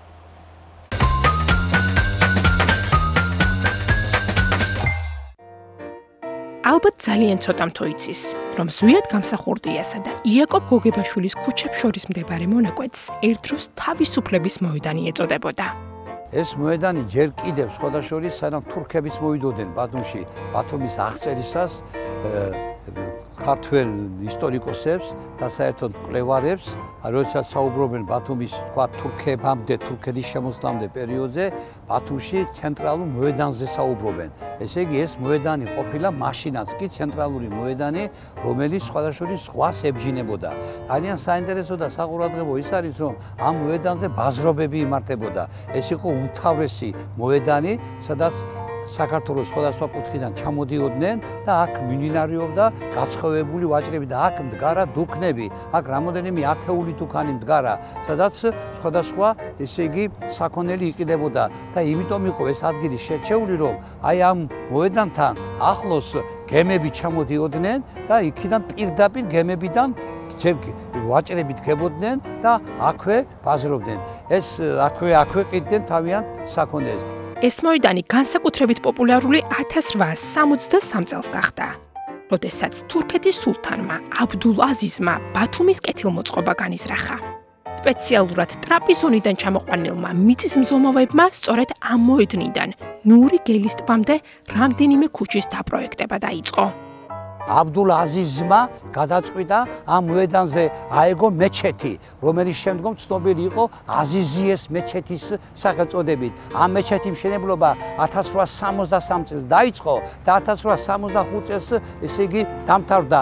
ძალიან კარგი მეჩეთი იყო, სპეციალურად დააპროექტეს ეს მეჩეთი სტამბოლში, გეგმა ჩამოიტანეს და იმის მიხედვით ადგილობრივი ესე იგი მოსახლეობის დახმარებით აიგო ეს მეჩეთი. ხოდაშორის ეს მეჩეთი იყო არა მარტო ბათუმში, არამედ თელს აი სამხრეთ დასავლეთში და აი უფრო იქეთ კიდევ თურქეთის ტრაპიზონის ესე იგი მხარემდე ერთ-ერთი ყველაზე უფრო პოპულარული და გამორჩეული მეჩეთი. აქ იყო თავშეყრის ადგილი და სხვადასხვა არის ცნობები იმის შესახებ, რომ 1871 წელს ამ მეჩეთთან არსებობდა მედრესე, სკოლა, სადაც ესე იგი ახალგაზრდებს ასწავლიდნენ.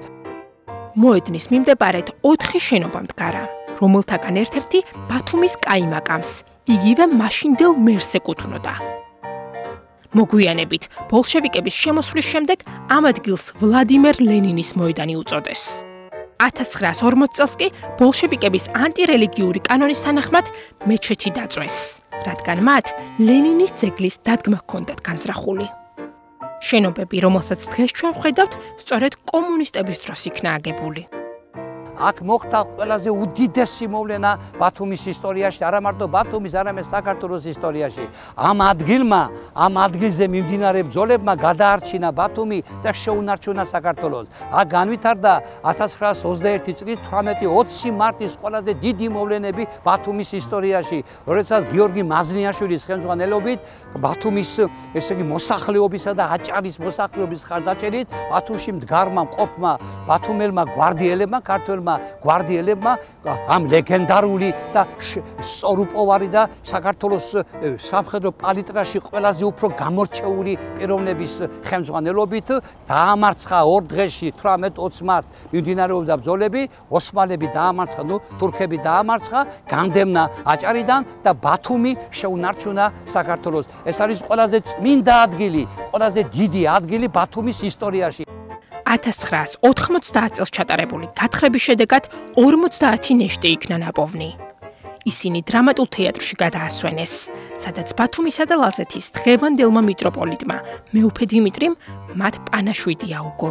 თავისუფლების მოედანი, დიდი ისტორიის მქონე ადგილი. ადგილი, რომელმაც საქართველოს ბათუმს კი თავისუფალი ქალაქის სტატუსი შეუნარჩუნა.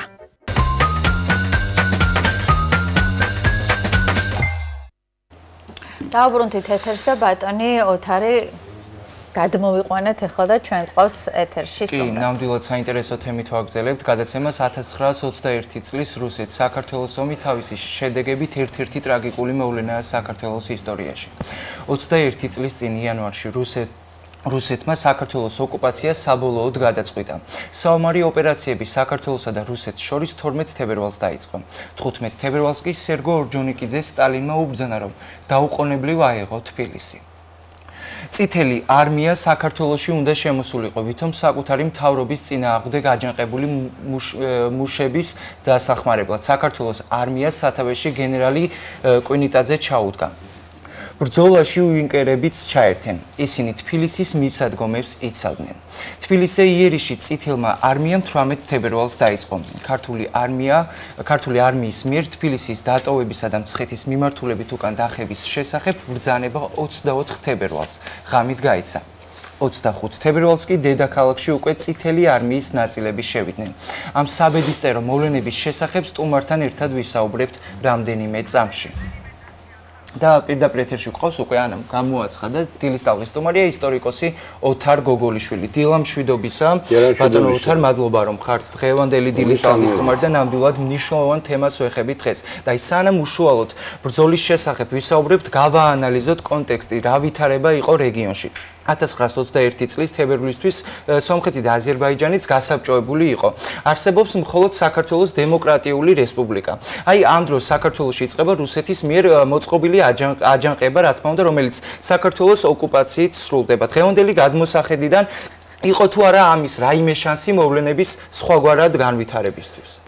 1921 წლის 25 თებერვალი და საერთოდ 25 თებერვალი ტრაგიკული დღე არის ჩვენი ქვეყნის ისტორიაში და თქვენ სავსები სწორად თქვით. ამ დღეს დაკარგა საქართველოს თავისუფლება და გახდა რუსეთის იმპერიის ამჟამად შეცვლილი საბჭოთა იმპერიის შეცვლილი იმპერიის ნაწილი. უნდა ითქვას, რომ 1921 წლის 25 თებერვალი ძალიან თავისებური დღე არის ჩვენი ქვეყნის ისტორიაში და ძალიან თავისებურად წარმართული მოვლენების დაგვირგვინება არის. ახლა იმის თქმა, რომ საქართველოს დემოკრატიული რესპუბლიკის ხელისუფლებამ არაფერი არ იცოდა და ვერაფერზე ვერ აკეთებდა რეაგირებას, როგორც ამას თავის დროზე ამბობდნენ და ახლაც ამბობს ზოგიერთი ისტორიკოსის სწორი არ არის, იმიტომ რომ 25 თებერვლის შეჩერებას ჩემი აზრით, ჩემი გადასახადიდან და ისტორიკოსთა დიდი ნაწილის გადასახედიდან ვერ შეძლებდა საქართველოს დემოკრატიული რესპუბლიკის ხელისუფლება. ნუ როგორც ახლა ამბობენ და საერთოდ როგორც ცნობილია, ნოე ჟორდანიას ხელისუფლება. ახლა მე აქ შეqurადღება, მე მინდა თქვენ აქ საზოგადოებას მოგახსენოთ და საზოგადოებას უთხრათ ცნობილი ინგლისელი ესე იგი პოლკოვნიკი იყო ასეთი საქართველოს დემოკრატიულ რესპუბლიკაში ინგლისის მთავრობის წარმომადგენელი იყო სამხედრო ატაშე იყო გენერალი სტოქსი ნუ კაცრად პოლკოვნიკი სტოქსი რომელსაც აქ ძალიან შესანიშნავი ესე იგი ნაშრომი საქართველოს დემოკრატიული რესპუბლიკის ცხოვრებაზე მის არსებობაზე მის მიერ გადადგმულ ნაბიჯებზე და იმ შეცდომებზე რომელიც დაუშვა საქართველოს დემოკრატიული რესპუბლიკის ხელისუფლება აი რას ამბობს პოლკოვნიკი სტოქსი რომ რაც არ უნდა გაეკეთებინაო საქართველოს დემოკრატიული რესპუბლიკის ხელისუფლებასო რანაირი სწორი და გამართული და მიზანმიმართული პოლიტიკაც არ უნდა ეწარმოებინაო ის ვერ აიცილებდაო 1921 წლის 25 თებერვალსო იქვე აგზელებს იქვე ამბობს კიდევ რომ ჯერეთიო გასაბჭოებულიყო აზერბაიჯანიო გასაბჭოებულიყო სომხეთიო საქართველოს ამ სამ რესპუბლიკაში და კავკასიის ამ რეგიონში ერთ-ერთ ყველაზე უფრო გამორჩეულ ფორპოსტ თავისუფლებისათვის და აი მომავალი დემოკრატიული განვითარებისათვის სხვა ქვეყნებისათვის ტონის ვინჩებისათვის არავინ არ დატოვებდა. ცოტა თავიდან რო დავიწყოთ, აი როგორ მივიდა საქართველოს ზოგადად ამ 25 თებერვლამდე და ჩვენ ვიცით რომ უკვე აზერბაიჯანი და სომხეთი გასაბჭოებული იყო. აი თვითონ ეს პროცესები როგორ მივიდა იმ დღემდე 1921 წლის თებერვალი ეს იყო თუ შეიძლება ითქვას იმ აგრესიული და იმ პოლიტიკის დაგვირგვინება, რომელსაც საბჭოთა რუსეთი მანამდე სანამ ის საქმე აზერბაიჯანს და სომხეთს გაასაბჭოებდა, ეს საქართველოს მიმართ აწარმოებდა. ასევე მივაქციოთ ყურადღება, საქართველოს გასაბჭოება საბჭოთა რუსებმა გადაწყვიტა 1921 წლის აპრილში.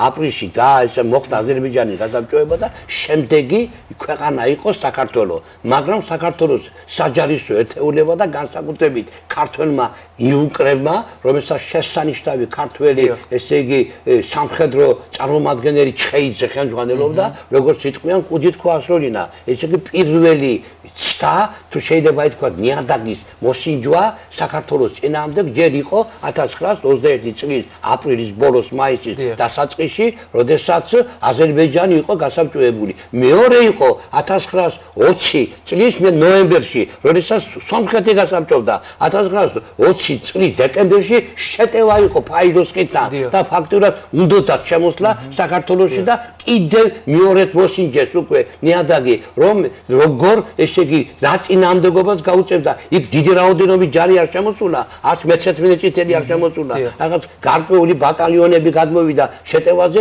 იქაც როგორც იტყვიან, ესე იგი კუდით ქვასროდინეს ბოლშევიკებს და რომ არ შეეჩერებინათ და რომ არ გაჩერებულიყო ფაქტურად სომხეთისა და აზერბაიჯანის ტერიტორიაზე კი შეეძლო გადასვლა. ხოდაშორის ძალიან საინტერესოა, ძალიან ძლიერი და გამორჩეული სამხედრო შენერთები ყავდა საქართველოს დემოკრატიული რესპუბლიკას. აი პირდაპირ ამბობდა რუსეთის კომუნისტური ესე ხელისუფლების, ბოლშევიკური ხელისუფლების ერთ-ერთი ყველაზე ნათელი კაშკაშა ფიგურა სემიონ ბუდიონი, რომ საქართველოსო მე მიკვირსო აზერბაიჯანზეა ლაპარაკი, როდესაც აზერბაიჯანიდან გამოვიდა მე მიკვირსო რატომ არ გააგზელაო შეტევაო და რომ გაეგზელებინა შეტევაო ჩვენ აზერბაიჯანსაც დავკარგავდითო და დიდი ტერიტორიის ნაწილსაც დავკარგავდითო საქართველოს საჯარისო ერთეულების მხრივ ესე იგი საქართველოს ყავდა ძალიან ძლიერი ყველანაირად გაწყდილი საჯარისო ერთეულები ახლა ხშირად ისმის კითხვა და სავსების სწორია მაინც რა მოხდა რატომ დამარცხდა რატომ თუ შეიძლება ითქვას დაიხია უკან რასთან გვაქვს საქმე აი რა არის საქმე ხალატის თქვა ნამდვილად არ შემიძლია და ეს წარმოუდგენელი იქნებოდა უსინდისობაც იქნება მაგრამ აქ საქმე გვაქვს საქართველოს დემოკრატიული რესპუბლიკის შეცდომებთან მან დაუშვა შეცდომები ახლა თავარსარდალი რო შეცვალა აი ახლა გადაშორის ახლა რა შეეცადა ახლა ძალიან ბევრი ნაშრომი იწერება ამასთან დაკავშირებით ძალიან ბევრი ისტორიკოსი საუბრობს რა შეცდომები დაუშვა საქართველოს დემოკრატიული რესპუბლიკის ხელისუფლებამ და რატომ ვერ განსაზღვრა, რატომ ვერ გათვალა მთავრობა იმისათვის არის რომ გათვალოს აბსოლუტურად ყველაფერი. როდესაც თქვენ ძალიან 16 თებერვალს მანამდეც იყო 8-9 თებერვალსაც შემოვიდა წითელი არმიის რამოდენიმე შენერთი ბატალიონი საქართველოს დემოკრატიული რესპუბლიკის ტერიტორიაზე და თქვენ წარმოიდგინეთ უკვე სრულიად მომზადებელი აღმოჩნდა სომხეთის ტერიტორიაზე მდგომი ესე იგი საქართველოს საჯარისო ერთეულები და მისი ხელმძღვანელი. წარმოუდგენელი ამბავი იყო და სხვადასხვა ერთი ძალიან ცუდი ამბავი არის რომ საქართველოს დემოკრატიული რესპუბლიკის ხელისუფლება ნოე ჟორდანიან და სოციალ-დემოკრატები ესე იგი არ თუ შეიძლება ითქვას დიდ პატივს არ ცემდნენ და არანაირად არ უნდოდათ თავის წარმოეჩინათ იმ გენერლები რომელიც თავის დროზე რუსეთის იმპერიის მხარდამხაროვნე იყო გენერალი გიორგი მაზნიაშვილი და გიორგი მაზნიაშვილთან ერთად ასევე ბევრი ქართული გენერალი რომელმაც საქართველოს სამხედრო ხელოვნების ისტორიაში სამხედრო პალიტრაში ოქროს ასოები ჩაწერა და გიორგი მაზნიაშვილი რომ თავიდანვე ჩართულიყო საბრძოლო ესე იგი მასში მოქმედებებში მე დარწმუნებული ვარ რომ სულ სხვანაირად წარიმართებოდა საქმე მე იმას ვერ ვიტყვი რომ საქართველოს გადაურჩებოდა ბოლშევიკურ ოკუპაციას ვერ ვიტყვი ეს მოხდა მაგრამ იმას ნამდვილად ვიტყვი რომ ეს არ მოხდებოდა თებერვალში ამათ თვითონ გიორგი მაზნიაშვილი ამბობს თავის ჩანაწერებში და მე კიდე შეცდომა მე ვფიქრობ რომ თავიდან ისიც იყო რომ ხედამთავრად არ იყო დანიშნული გიორგი კვინიტაძე გიორგი კვინიტაძე რომელმაც საბედისტორო შეცდომა დაუშვა მე მაზნიაშვილის სიტყვებით ლაპარაკობ ეს არის ჩემთვის ბუმბერაზი განუმეორებელი უკვდავი გენერალი რომ გიორგი კვინიტაძეს რომ არ გაეჩაო აი ეს ის ბრძანებაო თბილისში დატოვების შესახებ მართალია შემდეგ ნოე ჟორდანია კვინტაძეს აბრალებს ყველაფერს ჩემ წარსულში ისეთი ბრძანება გასცაო მეო არ ვიყავიო საქმის ყურშიო და მე წინამდებობას უწევდიო რაც მე მაგალითად არ მჯერავს რომ ის არ იყო საქმის ყურში და მან ძალიან დიდი წინამდებობა უკვე გაწითლებულ სომხეთს და აზერბაიჯანს რა როლი ჰქონდა როგორ უკვე გაწითლებულ სომხეთს და აზერბაიჯანს უზარმაზარი როლი ჰქონდა ძალიან ბევრი შენაერთი სომხური შენაერთი წითელ არმიასთან ერთად იბრძოდა საქართველოს წინააღმდეგ და 16 თებერვალს შეიქმნა ის ავასახსენებელი შულავერის კომიტეტი უზარმაზარი ქართველი მოღალატეების რომელსაც ფაქტურად დაამხეს და მისასთან გაასწორეს პირველი ქართული დემოკრატიული რესპუბლიკა ეს ფილიპე მახარაძე მამია ორახველაშვილი ბუდუმ დივანი შალვა ელიავა მე არაფერს არ ვამბობ ქვია საქართველოს კონკავშირის დამაარსებელზე ბორის ძნელაძეზე რომლის ჯარმა ასევე უარყოფითი როლი ძალიან დიდი უარყოფითი როლი ითამაშა საქართველოს დემოკრატიული რესპუბლიკის წინააღმდეგ და ისიც უნდა ითქვას აქაც უნდა მივაქციოთ ყურადღება რომ საქართველოს საჯარისო ერთეულები ნაკლები არ იყო ბოლშევიკებზე და ნაკლები შეიარაღება არ ქონდა და ნაკლები თავგამჭირვა არ ქონდა ეს იყო 1921-23 კოჯორ ტაბახველასა და სოღანლუხთან ბრძოლები სადაც უბრწყინვალესი და რაღაც განსაკუთრებული მაგალითები გვიჩვენეს ქართველმა იუნკერებმა, მოხალისეებმა და გვარდიელებმა, ესე იგი საქართველოს თავისუფლებისათვის. მართლაც რომ შესანიშნავი მაგალითები გვიჩვენეს, რომელი ერთი ჩამოთვალო შალვა ერისთავი, ცნობილი პიროვნება, გიორგი ხამბაშიძე, მე არაფერს არ ვამბობ შესანიშნავ ქართველ ქალბატონზე მარო მაყაშვილზე და მრავალი ნიკოლოზ კალანდარიშვილი სტუდენტები და მოხალისეები გეორგი ესე იგი კვიცინიძე და მრავალი სხვა რომელმაც საკუთარი თავი გასწირეს და ისიც უნდა გვავიწყდება რომ 450 ბოლშევიკი იქნა სოღანუხთან მოკლული აი ქართველების ქართული საჯარისო შენერთების მიერ და 1500 ტყვე თაყვანილი და თბილისის ქუჩებში ჩატარებული ესე იგი რაშია საქმე 23-ში ფაქტურად ასეთი წინვალე გამარჯვება მოიპოვა საქართველოს საჯარისო ერთეულებმა ასეთი დიდი შეტევა განახორციელა და ფაქტურად ყველა მიმართულებით კოჯორი ტაბაკმელა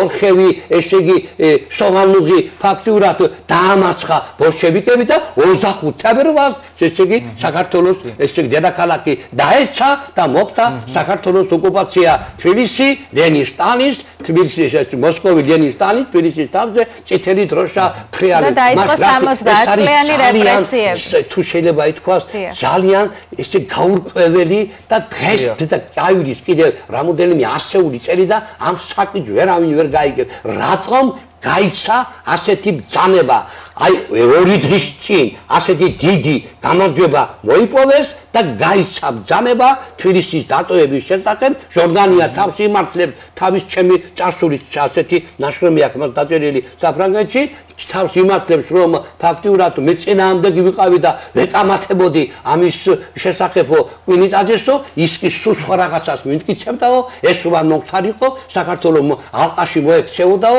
ჩვენ არ ყავდაო იმდენი რაოდენობისო ჯარისკაცები რამდენი ბოლშევიკებსო და ამიტომ უკან დავიხევთო და მცხეთაში მოახდენთო ჯარების ესე იგი გაერთიანებას რომელიც არ მოხდა არათუ არ მოხდა დაიხიენ ბათუმამდე შემდეგ თბილისში შემდეგ ჩასდნენ გემში და საერთოდ გაეცალეს ბატონო საინტერესოა ის არსებობს დოკუმენტი გენერალ ოდიშელიძის ანგარიში სადაც ის საქართველოს მთავრობას ეუბნება რომ საქართველოს არმია არ არის სათანადოდ აღჭურვილიო ხო ეს არის ასეთი საერთოდ ოდიშელიძის პიროვნებას გასარკვევია ოდიშელიძემ რა შეცდომები დაუშვა აი სომხეთთან ესე იგი სომხეთის ტერიტორიაზე დგომისას და რატომ აბრალებენ ოდიშელიძეს ძალიან ბევრ არასწორ გადადგმულ ნაბიჯს და დაგვიანებულ ამის შემდეგ რა მოიმოქმედა საქართველოს ახლა სხვადასხვა ოდიშელიძემ ეს თავიდან მიწერა რომ საქართველოს ჭირდებოდა და ჩამოთლილია რამდენი ვაზნა რამდენი შაშხანა რამდენი ტყვიამქვევი რამდენი სხვადასხვა საჯარისო ჩაცმულობა ეს არის აქამდე იყო მაგრამ თვითონ ბრძოლის პროცესში ოდიშელიძემ შეცდომები დაუშვა ისეთი შეცდომები რომელიც შემდგომ ბრძოლის ველზე ესე იგი ძალიან ცუდად გამოიყენეს ჩვენმა მტერმა ესე იგი საბჭოთა არმიელებმა ეს კიდევ სხვა საკითხია მაგრამ ის რომ არა მარტო ოდიშელიძის არამედ კიდევ სხვა გენერლების წერილები არსებობს იმასთან დაკავშირებით რომ საქართველოს შეეძინა უცხოეთიდან სამხედრო აღჭურვილობა წყვილები წყვილა წამლები არა სხვადასხვა გენერლების წერილების არსებობს ამასთან დაკავშირებით მაგრამ როგორც ჩანს ესე იგი მოქმედება არის ნული ესე იგი ვერ ახერხებდნენ ან თუ ახერხებდნენ ძალიან მცირე რაოდენობით ყოველ შემთხვევაში საქართველოს დემოკრატიული რესპუბლიკის 3 წლიანი ცხოვრება დამთავრდა 25 თებერვალს. ახლა დღეს აგერ 21 საუკუნეში თუ შეიძლება ითქვას განსჯა კარგია, აუცილებელია და საჭიროა ესე იგი თქვათ რომ რა შეცდომები იქნა დაშვებული, მაგრამ მოქმედება უკვე მოხდა, ცხოვრება უკვე სულ სხვა სფეროში გადავიდა, სულ სხვა რელსებზე გადავიდა და ესე იგი გავკარგე დემოკრატიული საქართველოს 3 წლიანი ცხოვრების გაგრძელების ძალიან კარგი, ღირსეული და ნორმალური პერსპექტივა. ახლა მეორე ამბავი არის, საქართველოს გმირები ყავდა, ამ გმირების შესახებ ჩვენ ვისაუბრებთ, გარდა იმისა, რაც ჩვენ თქვი, კიდევ უამრავი გმირია, იმ დღეს ყველა გმირი იყო თბილისის მოსახლეობა, საქართველოს მოსახლეობა ყავდა ანტიგმირები.